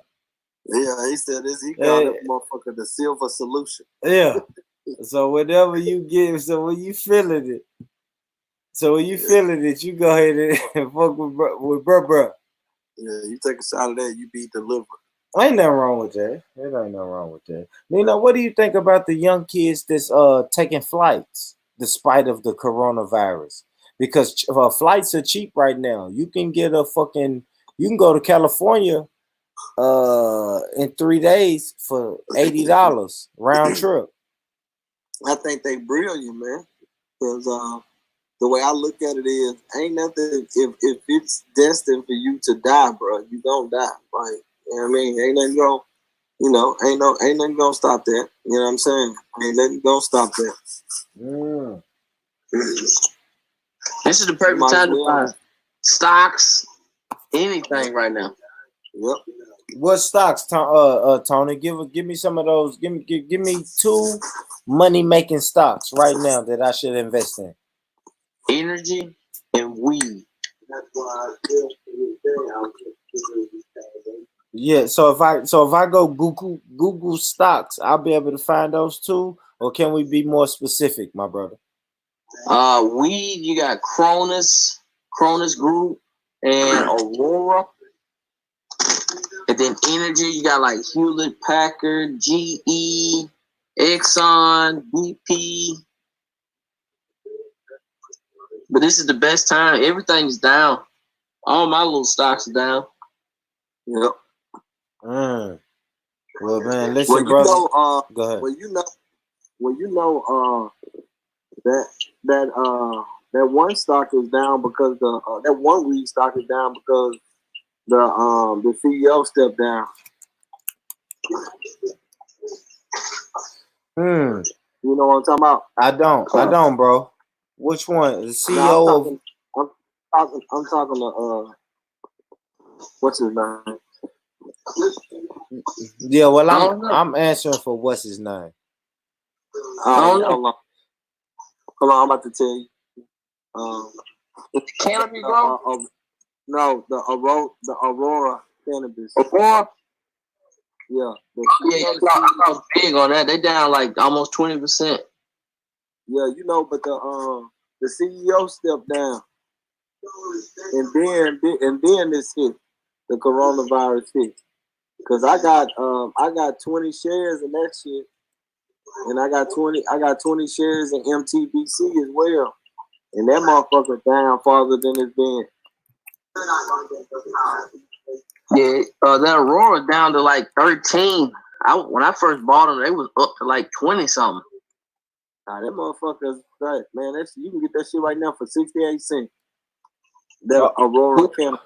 Okay. Yeah, I'm looking at it now. It's at mine says 70. Mine says 70 cents. Yeah, mine's at 68 cents right now.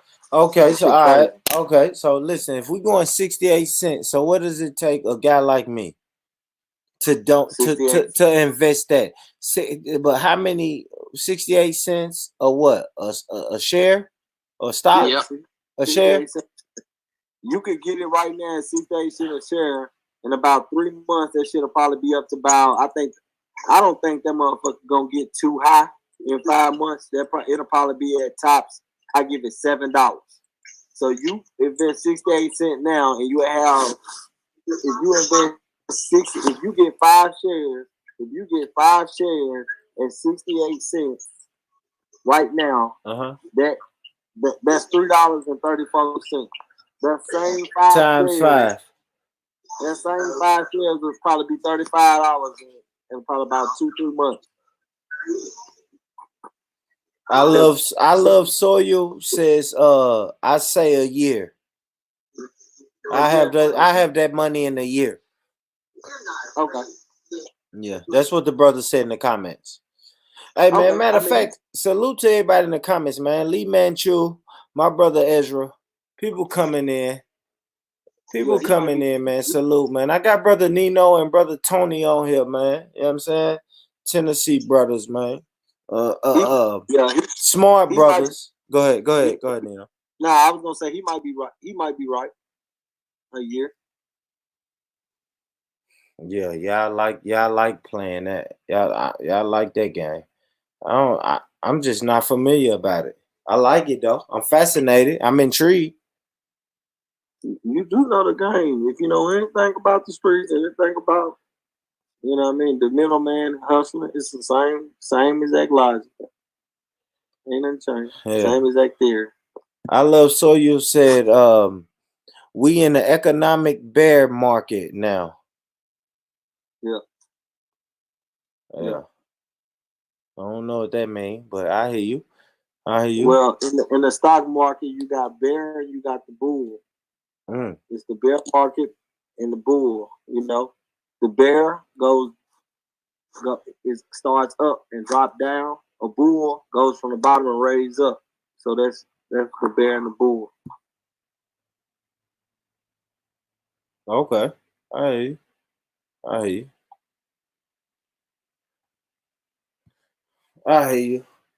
So yeah, man. Listen, man. Thank y'all for tuning in. We've been going. What is this? 2:41. 2 hours 41 minutes, man. Salute, man. Bear market really good though, cause you can get stuff cheap. It's just bad if you're trying to sell right now. If you're trying to sell right now, it's bad. So in the bear market, you want to buy stocks and sit on them? Now.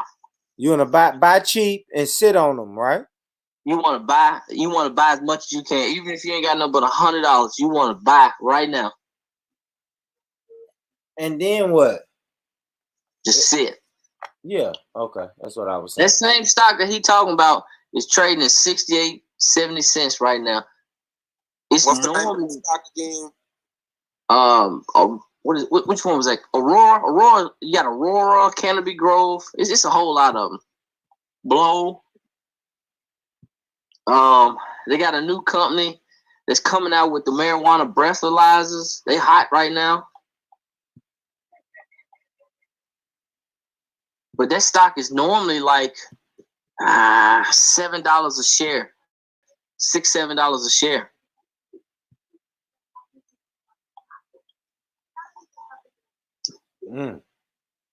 So right now is the time to buy. Everything is down. Yeah, buy cheap. My boy said big facts. Big facts.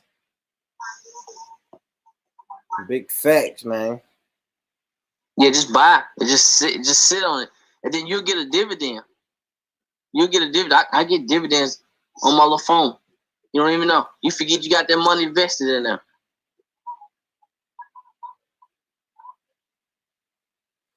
Man, I love it. What's the dividend? Go ahead. Like interest. Go ahead. Go ahead, Mike. What you say, Mike? Nah, ask what's the dividend? It's like a percentage on your money that you have invested in there.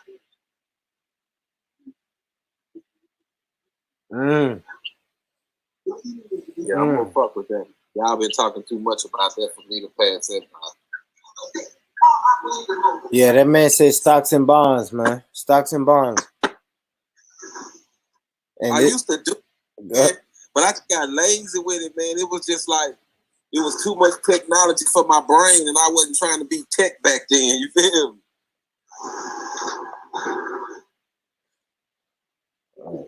That's a fact. So the new move is to get it going, man. Let me go through some of these comments, man. My brother, I love Soil said ExxonMobil is a dividend stock. What y'all think about that? ExxonMobil. Yeah, any kind of stock that's got real high share prices, they're gonna yield a high percentage dividend. Like which one is it? JP Morgan is giving almost 3% back on dividends when you invest in them, but their stock price is high though. So say a stock is $100 and you let it sit because they give you dividends every 3 months. So say you got $1,000, you got 10 shares of JP Morgan. Well, they're gonna give you 3% back. So you're gonna make $30 just letting your money just sit right there.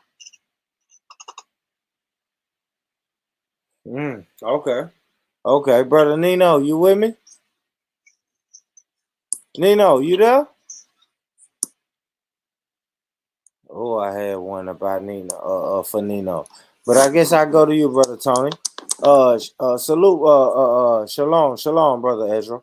So, brother Ezra said, what about trading currency? The whole market is down. Yeah, that's Nino thing right there. That Forex.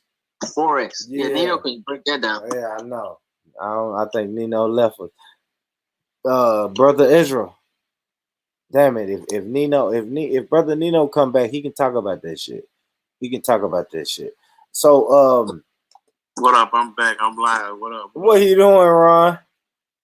What up? You out here? Yes, sir, my brother. They school. What did they say? Fucking. I ain't going back to school to April. I don't know if it's true or not though. So you saying the schools is out into April with the corona? I don't know if it's true or not. I'm waiting. I ain't got no text saying it, but they just said that it was out to April. Yeah, it might be down, man. The corona, you know what I'm saying? The corona is out here, bro. Oh, man. These fucked up my bets on the game, man. I had a fucking, man, I'm betting on that shit. I had a fucking 6-game ticket. I just needed the Utah Jazz to win, right? Won about 500. Man, they goddamn it canceled the game, man. They ain't get my money. I'm hot, man. Yeah, it's rough. It is rough. Oh, betting, all that shit, man. You just don't know how much that shit gonna affect, man. That shit is, god damn.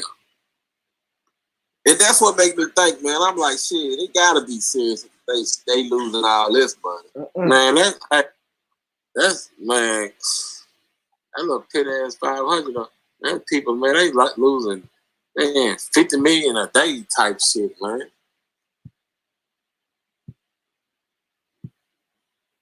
And I was bullshitting. I wanted to get into the stock market, so I started reading, and then I said, fuck it. I read an article. It said how Tesla cars was doing so good. So I said, fuck it. Through Cash App, I invested 20 in the Tesla. This was like 2 months ago. And when I first did it, that motherfucker 20 turned into $27. I'm like, damn, okay. So if I would have put 2,000, it would have turned into 700. It would have been 27. So, you know what I'm saying? I'm just trying to get the feel and all that. I remember somebody advised, they were like, man, you got to be aware of them stocks. It could go down. I'm thinking, oh, man, this is kind of in the upbeat. Man, I looked at that $20, man, today. That motherfucker, like, I think it's like $15, $16 now. So I lost goddamn $5, man. It's thinking if I would have put 2,000 in there, would have been about 1,600. Yeah. Imagine the big wigs, how much they losing, man. But shit, really, when I was doing them stocks, man, I wasn't really paying attention to it. I was just having money that I'd be like, man, I'm finna go buy this, and I'd be like, nah, I'm gonna just go put this on some stock. see what it get me. You know what I mean? Yeah. Paying attention to it, man. I think I came up when I cashed out. I came up about $60, $70. Got up out of there. Yeah, that's why I should have ran. I was just a little experiment. I'm glad I ain't put no more in it though, but yeah, that shit affecting everything, man. Yeah, Tesla is one of them stocks. It's not a dividend stock. He only pay if he do good. So you got to be careful with Tesla though. He don't pay dividends. Yeah. That motherfucker down. See, I didn't even know nothing about that. You feel me? I didn't know what the fuck I was doing. My problem was I didn't do the research on it and was too lazy to learn. But they sparking it back to me now, though. I was learning as I go. So now I ask myself, like, shit, what's niggas always gonna eat cornflakes? That's the I always, like, I should invest in cornflakes and shit like that and them damn Swisher sweets and shit. Shit like that, man. Yeah, Swisher. Scoring up right now. And the more stressed the motherfucker get, the more they gonna smoke any goddamn way. So, man, they gonna smoke cigarettes, chain smoking any goddamn thing. There's be a shortage of cigarettes out this motherfucker. Motherfucker gonna go crazy. Or that goddamn coffee they depend on in the morning. Shit. Yeah. Starbucks got no coffee, man. Go crazy. Yeah, that's a fact. That is a fact, man. And then y'all got to take into account, man, that Corona gonna make all of the stocks go down. Yeah. It's in a, what you call it, a barrel. It's barreling right now is what they said. What it's really gonna do, man, is make y'all sit in the house, man. I don't think you ready to be quarantined, Ron. I ain't, man. I ain't even gonna lie. 14 days, you gonna have to sit in your house, bro. Oh, man, I'm trying to do Lyft as we speak. I'm like, damn, should I do Lyft? I'm like, nah, you man. just driving around with the Corona. Right. So if you do Lyft, you a carrier. Man, that's what you're gonna be if you doing Lyft. You're a carrier. Listen, I had 2 incidents. My first 2 Lyft drive. This let me know how real this shit was. It brought me to reality. The first dude was a black dude. I picked him up at the Arts and Hotel, whatever that shit is. The new hotel right across from Vandy, right there on that corner that where they just built. So he's a sports agent. So he get in, he like 32, 33, young. He talking to a client on the phone in the back seat. Keep in mind, I got the sunroof down. I got my gloves on. I got some bleach back out, you know what I'm saying, to wipe down when these motherfuckers get out. So he talking to one of his clients. I was like, yeah, man, try to score much points you can. This might be your last game. I guess this was a semi-pro dude. I ain't for sure because I know the NBA was suspended. So he must have been talking, it must have been a semi-pro league or some shit. He was like, yeah, man, I guess he's safe where he's at because that ain't a red zone, but, you know, they got to just stay in, tell them they're going to have to stay in and, you know what I'm saying? He told his agent told him to just stay, do not travel with the team. I'm like, God damn, this shit going on in the backseat of my car. So I dropped this motherfucker off and I pick up this head motherfucker from HCA. And he get in, white dude, he talking to his secretary. He was like, now type this. Now we got to have it just in preparation. Bro, what is HCA? Hospital Corporations of America. Okay. Big headquarters down here and shit. Where they just built down there by NES.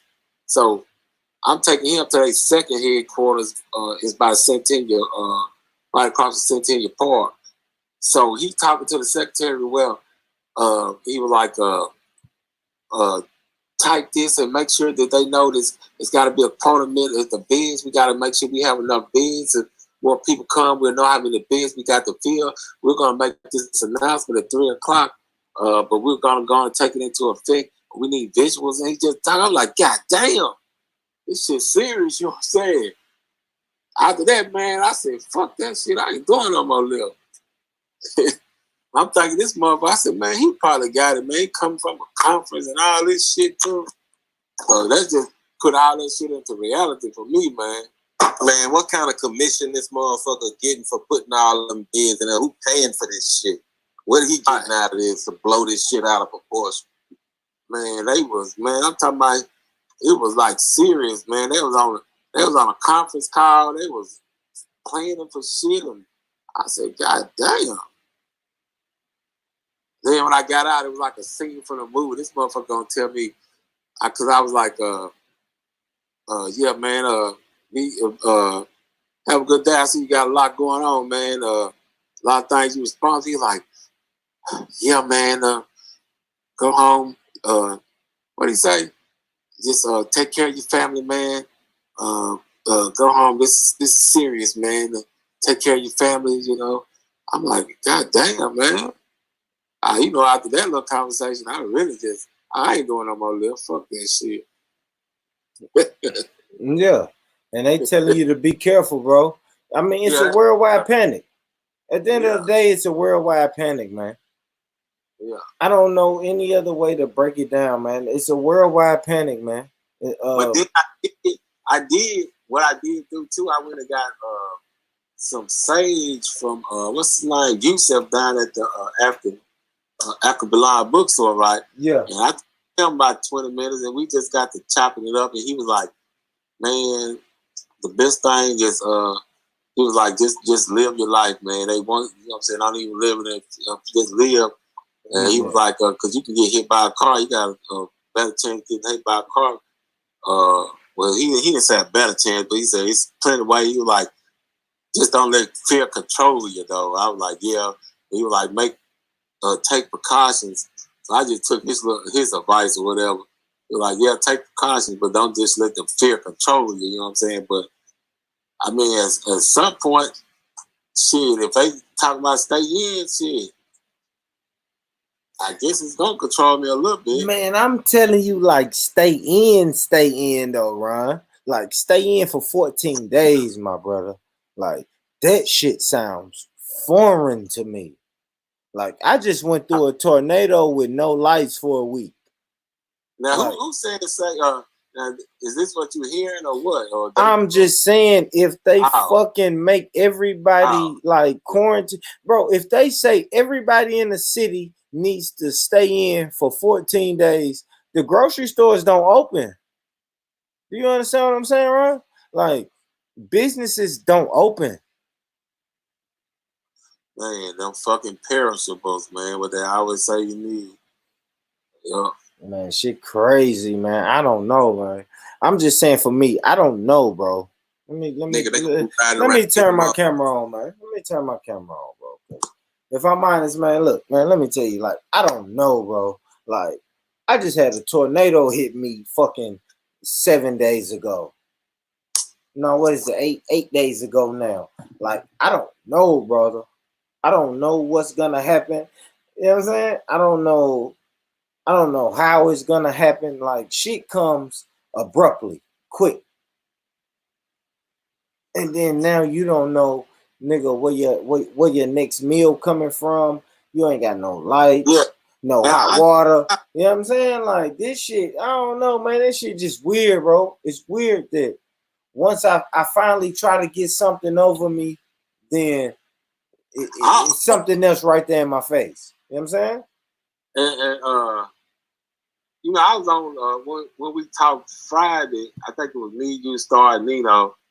You know what I'm saying? And I was just like, how the hell can Bookie have a show with all this shit going on? And I ain't even saying to her, but in your defense, man, how the fuck you expect this man to help or do something? I mean, in the past, you know what I'm saying, you might live, but as far as going helping somebody, fuck that, yo, you just got lights, man. You worrying about this and that, you ain't been to work. Man, I ain't about it. Like I told y'all, man, look here, I rolled by your house. I asked that, you know what I'm saying, you need me, call me. When the rumor about the white man shooting, I call you. You need me. And I know another girl over in that area. I called her. That's about all I could do. Now, as far as, you know what I'm saying, helping and getting out there, I can't do that shit, man. I got money. I'm trying to keep my goddamn bills paid. So I say that to say, man, nobody don't really know just, you know what I'm saying, the full thing of what you going through or even what Mike going through. Say his mama shit like that, you know what I'm saying?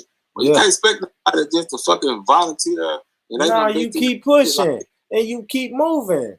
And guess what you don't do, man? You don't listen to what everybody else's opinion about you. You know what I mean? Yeah. That's what you do. You keep moving. Yeah. You know what I be doing in that situation. Yeah, man. Like, I mean, I be mad at the world, man. I be foaming at the mouth. It ain't even mad at the world, bro. You would make it happen. Yeah, you right. You know what I'm saying? Like, you gotta tune some shit out. Like I tell you, man, I can't be. You know what I'm saying?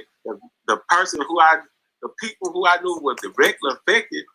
If you know what I'm saying, I offer my hand to them, but like, you know what I'm saying, going and boots on the ground, man, I can't do that shit. I gotta try to make me some money, man. Shit. Nah, at the same time, bro. At the same time, you build yours, and then you still have boots on the ground. Like, the shit don't stop, man, just because you get a fucking a monkey wrench. And, yeah. You know what I'm saying? You get a fork in the road and now everything stops. Shit don't stop, bro. You got to keep moving and keep pushing no matter what, man. It's a tree on my house and I'm 2 doors down trying to get the tree off the neighbor's house. Man, look, because we gonna be good. Like, we gonna be good over here, bro. A tree just leaning on my house. Like, it's, you know what I'm saying? You never know. It's different levels until it's different levels. It's different levels of a tree being on your house. It's a tree laying on my house, but it's a tree that's impaling my neighbor's house that's going through their roof. Like, now we, you know what I'm saying?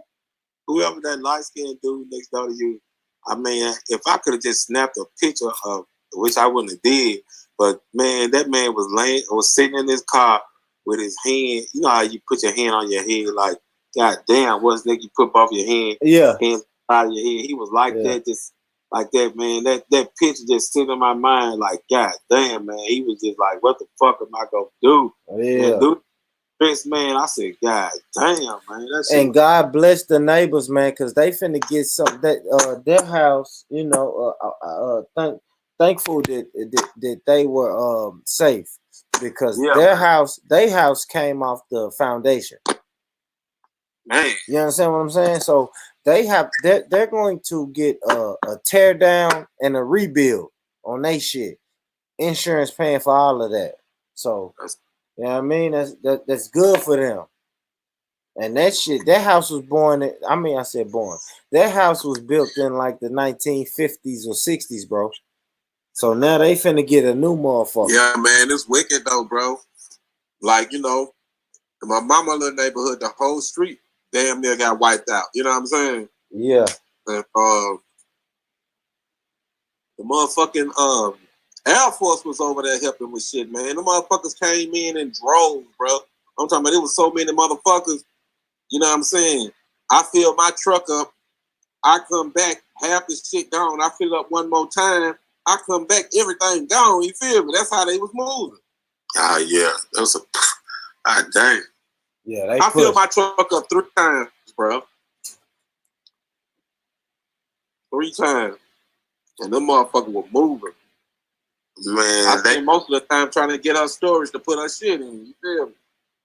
And you can see that manpower to work if you at Metro Center where the Bardo Eagles play football at. Man, it's a big ass mountain of fucking trees and debris and all that shit where they just all them trucks is coming out with trees and they put them in the chipper trucks and turning it into mulch or whatever, man. There's a whole mountain of that shit, man. Yeah, man.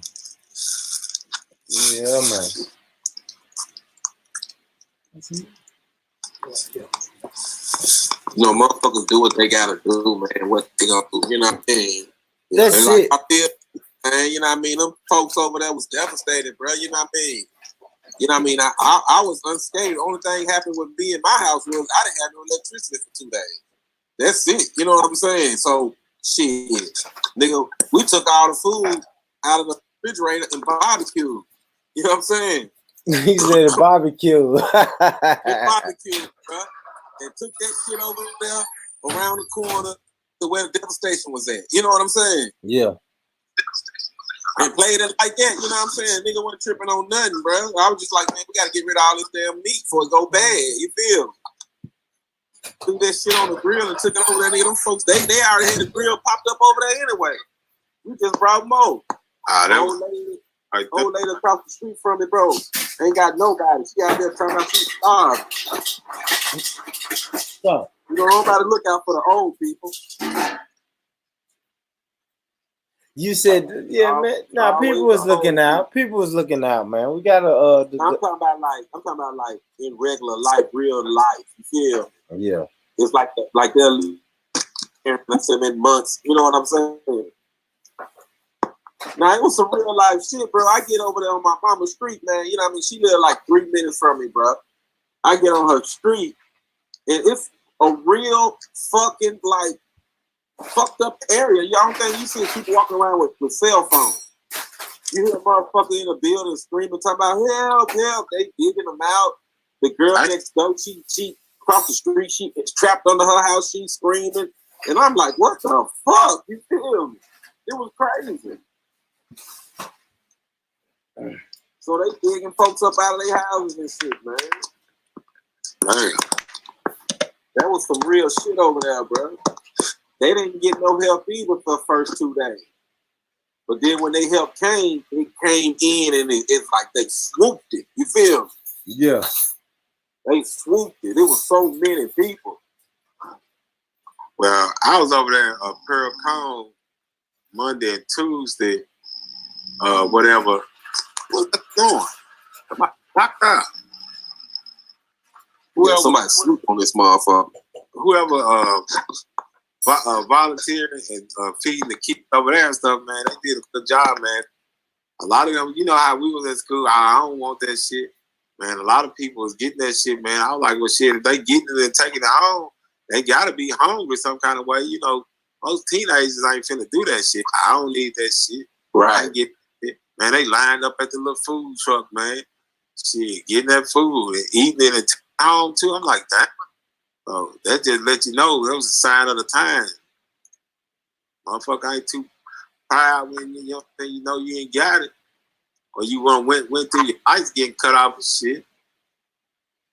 My thing is motherfuckers just need to load up on guns and fucking canned goods. Man, I started $6. I started $6. I load up on ammo, man. Ammo, guns, ammo, and canned goods. That's my motto. I said, nah, I ain't going to send them. What you said, non-perishables. Yeah. You know what I mean? Non-perishables, man. Load up on your non-perishables, man. Shit might be in the water, man. Who know what the fuck these folks got? Yeah, we don't know, man. We got coronavirus, man. Listen, buckle up. Put your mask on. You understand me? And, hey, we going along for this ride, man. Because, listen, if you don't want to separate from this system, you're going to have to go along with the ride. You got to go along with Corona, and you can't go on just half of the ride. You don't get on a roller coaster, and and halfway through the ride, you say, "Man, let me off." Nah, ain't no let me off. You got to ride that whole ride. So if we're going to be a part of this system and this society, then we're gonna have to ride the whole ride. Now the question is, do we want to get paper and live comfortable on this ride, or do we want to say fuck your ride and we jumping off and we unscrewing and kicking over the whole ride? That's the question that we gotta ask ourselves. Period. It's period, bro. I can come on here every week and do a show about Corona. I can do a show about stocks and bonds. I can do mass incarceration. I can do history, African history, fucking Jim Crow, white supremacy, slavery. I can come on here and make up any fucking topic. But at the end of the day, what do we want to do? We're going to chill in this system and try to build inside of this system, or do we want to separate from this system? And if we separate from this system, what does that look like? If we build inside of this system, what does that look like? What y'all saying? economic empowerment, we can do that all day. But we're making money in this system, and that means we're trying to buy our way. We're trying to buy freedom. Can we buy freedom? Man, what we ain't got the. I don't think we got the financial means to just to fucking totally separate. But we could plant the seeds that could do it if we, you know what I'm saying, start that, lay that foundation. I like that. I like that. Talk man, to we me. Just got. Go ahead, brother Mark. There's a whole different approach, man. We got a nation that need to be taught certain skills, man. You know, what are those skills? What are those skills, Mike? It's customer service, bro. You know, I was in one of these black cities last week, you know, and everywhere I went, it was bad service. They was talking bad to me. You know what I mean? I couldn't even get a cup of ice. You feel me? Yeah. Right. So, you know what I mean? That's just something we got to learn. We got to learn good customer service skills when we deal with each other. Well, you in Memphis, man. It sound like you was in Memphis, man. Yeah, he was in Memphis. He was in Memphis. Up that way, Arkansas, all up through that way, man. I be stopping in these little black towns, man. Yeah. And just to see what's going on, you know what I'm saying? And a lot of it's cool, but a lot of the restaurants that I done been to, man, it's like it's bad customer service. It's terrible. Make you not even want to go there no more. They don't respect your dollar or nothing. So that's something too that keep us from supporting each other, man, because it'd be a bad experience, man. We can't even sugarcoat that. We gotta teach how to have good customer service.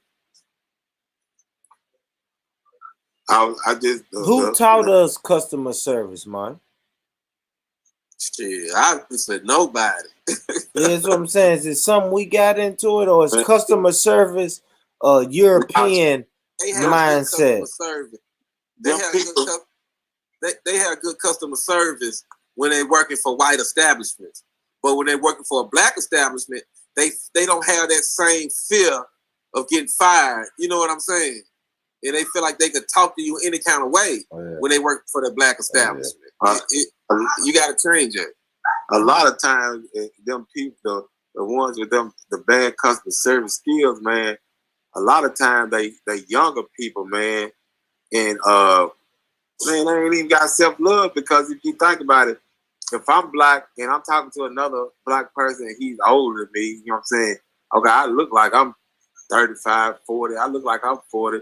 So if I'm 25 and I know this man older than me, he look like my daddy or my uncle, you know what I'm saying? So at the same instance, if I'm talking crazy to him, I don't respect my dad or uncle, you know what I'm saying? Because I don't, you know what I'm saying, see him as, you know what I'm saying, my people. So you got, they ain't learned that, man. They ain't learned how to live themselves, respect themselves, uplift their race, because all they around is that negative shit. So when they get a job and shit, man, they ain't respecting you, but they gonna respect the white man, the white people, because they know they gonna goddamn call in on their ass, or they gonna get fired or something. They gonna respect them, but you, and they know that 40-year-old person, they gonna have that sympathy, because they gonna be like, well, damn, you know what I'm saying? I don't want to get him fired. I don't want to call in on him. You know what I'm saying? They use that against you, but if you be like everybody else, call in on it, which you don't want to do it. But it's just crazy, man. That shit got to be taught. You know what I'm saying? That self-love type shit, man. It's got to be taught, you know what I'm saying, by somebody, man. I love it. I love it. I love it. Somewhere they got to learn that shit, man. Yeah. I mean, I hear you, bro. I hear you, bro. And then we teach our kids customer service, self-love, get the money, get the bag, and then what? Trades. But the trades are to get the bag, or the trades to travel. Trades is a means to a lot of different things. Like, give me some examples, bro. Just trades and only own business per se. Okay, and that opens up the door to what? Man, it's endless, man. You can start your own business that builds up confidence, so you can hire people, get them out of situations, I mean, just like right now, just imagine you had there's a need for contractors, plumbers, carpenters, roofers. Facts. All these trades are going, not all of them, but predominantly they going to other ethnicities. Well, that's a fact. What I think about that as far as trades, like with the carpenters and everything with the building industry, housing industry, and all that stuff, man. A lot of people say like black people don't want to work, or man, what it is. Where I look at it, man, I remember in '95 and shit. Like, man, if you work for Metro, let's say you work for Metro, you know what I'm saying, and then you might get like the warehouse, the school warehouse. Then you get out, you might cut grass on the side. That's your little gig. You know what I'm saying? Or you had some people who working in the construction, they were making $15 an hour, 17, and got them in 1997. But then when the Mexican came and they was able to hire them at a low pay, and then they buying the black people back and want to pay them $10. How you gonna pay me fucking $10 in 2015 when in goddamn 99 I was making 18 doing the same goddamn job?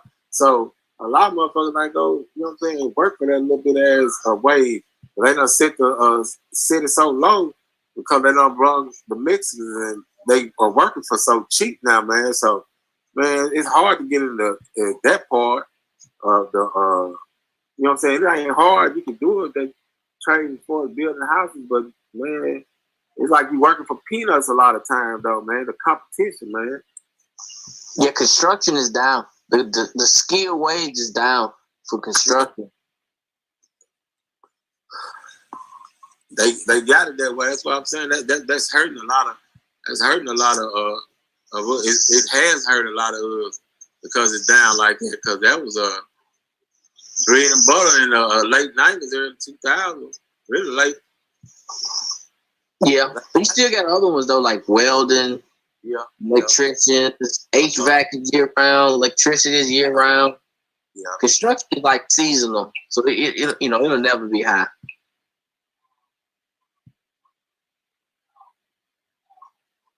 That's. I got a couple of white friends I grew up with, and they daddy taught them when they were young. Like he was in construction all his life, so. Man, he taught them how to build, how to use a backhoe. They know how to operate all the heavy equipment. They was doing that when they was 10, 11 years old.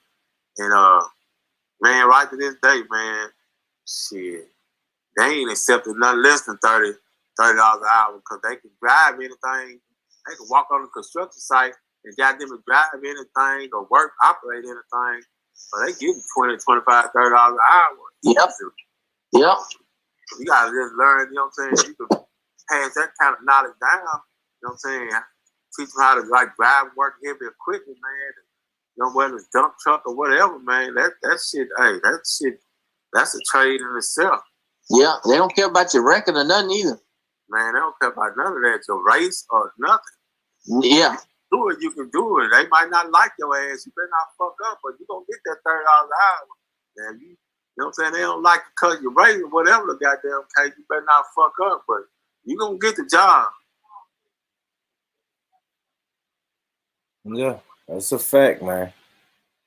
That's a fact, man. Family, all right, family. Everybody who's on here, talk to me.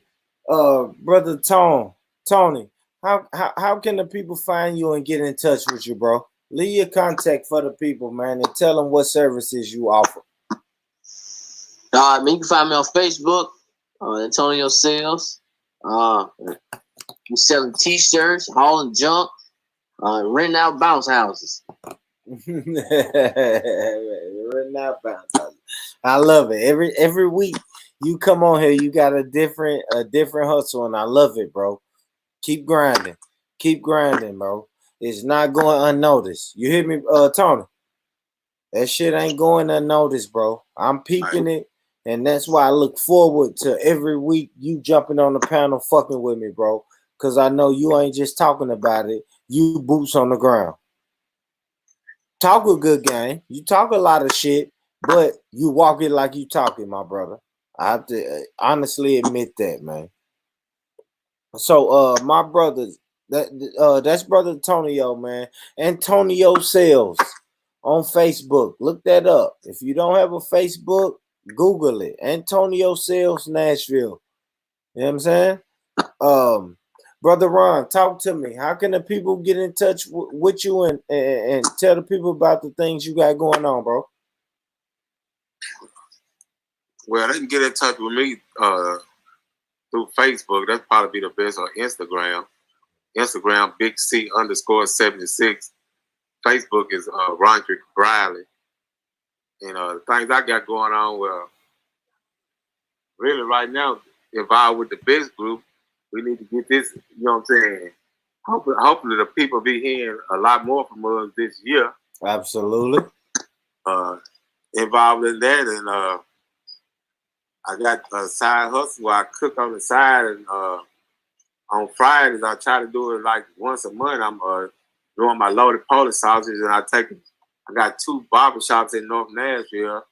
I take them, and you know what I'm saying, just trying to keep it going so I can get you know what I'm saying, get a venue or something, or a truck or somewhere. But right now I just deliver them on Fridays. You can catch me down there around lunchtime, either at Unbelievable Barbershop or what's Roger Barbershop called? Designer Cuts.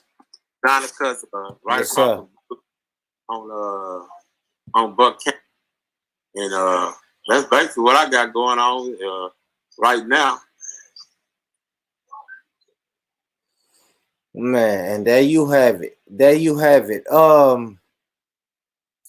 Fuck. Let me go back. Well, man, listen, man. Salute to everybody who tuned in, man. Hit the share button, hit the like button. If you want to follow me, it's scrolling down the bottom, man. On Instagram, Born Rich Boopy, Born Rich BOOPY. That's my Instagram. Facebook is Calvin Boopy McGee, Calvin BOOPY. You know what I'm saying? Last name MCGEE. You know what I'm saying? We don't play. Facebook is Born Rich Club Films. You know, you see the logos everywhere. Or you can go to the YouTube and go to the search box and type in Mr. McGee or Born Rich Club. Either way, you're gonna find it. You're gonna find it. It's not hard to find, man. Salute. Let me see, man. I want to leave. Let's leave the people with something. Let's leave the people. This was 3 years ago. Hold on.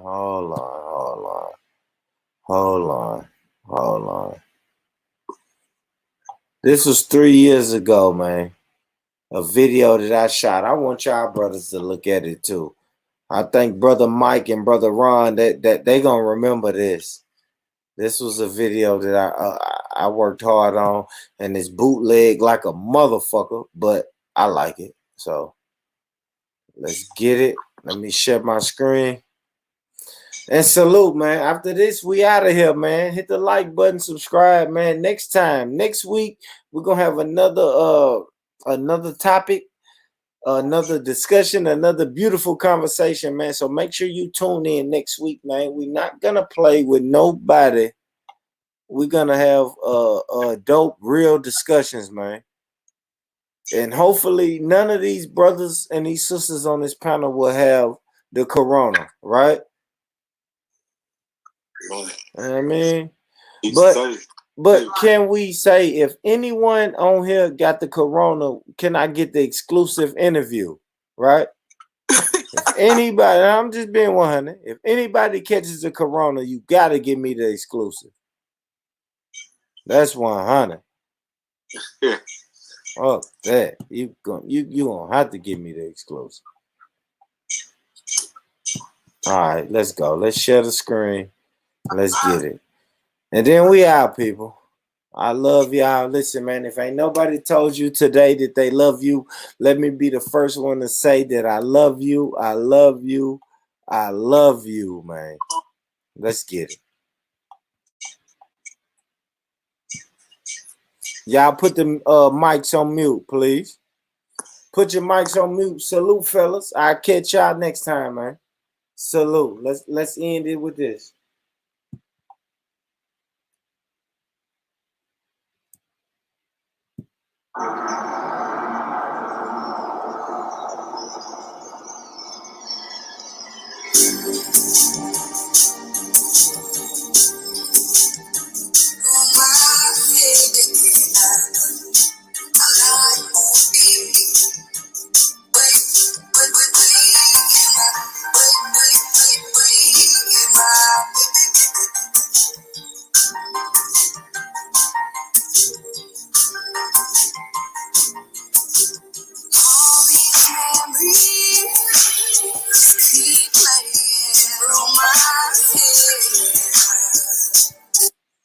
Playing.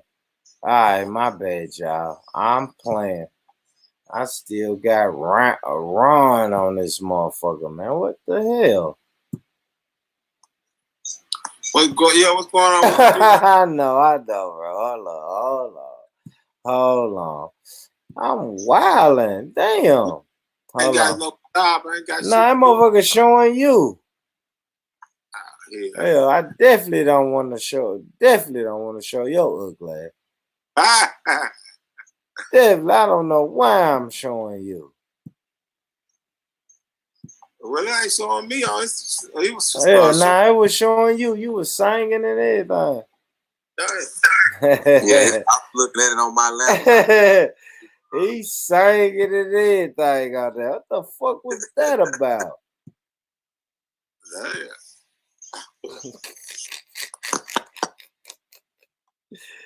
What the fuck?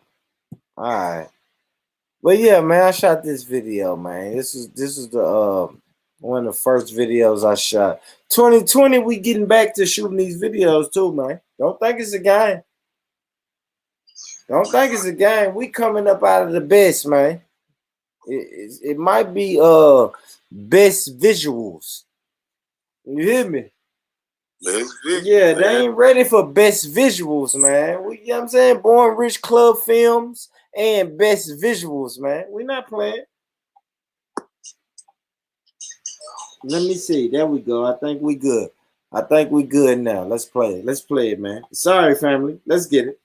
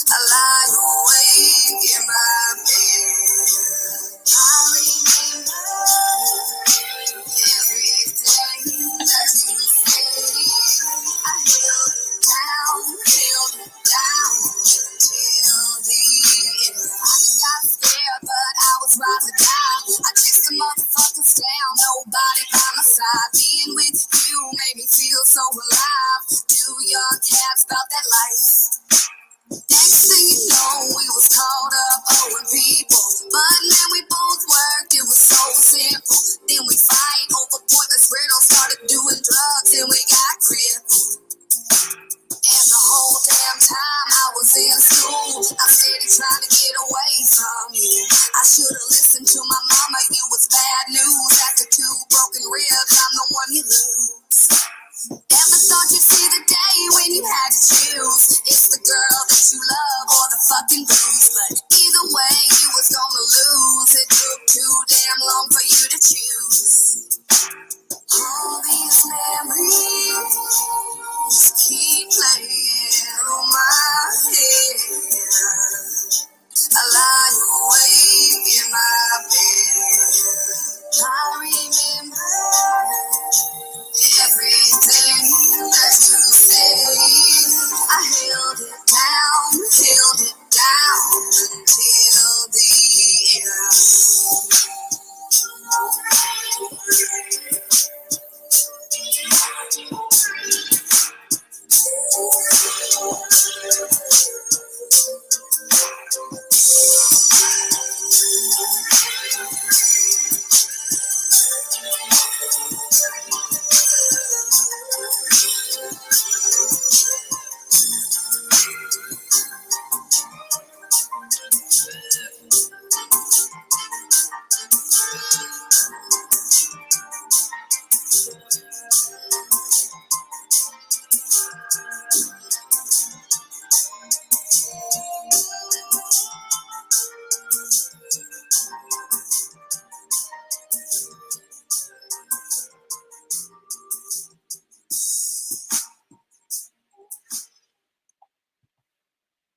Man, and there you have it, man. There you have it, man. All right, man. Salute, man. Big up to all y'all. You know what I'm saying? Big up to all y'all in the building. Man, hit the like, share, subscribe button. If you missed out, go back, tune into it. You know what I'm saying? This is another episode. Mr. McGee doing this thug thizzle. Y'all be careful of that coronavirus, man. You know what I mean? It's out there. So salute, man. Big up to the panel. Big up to the family. And big up to the viewers, the likers, and the registrators. Thank you. Yeah,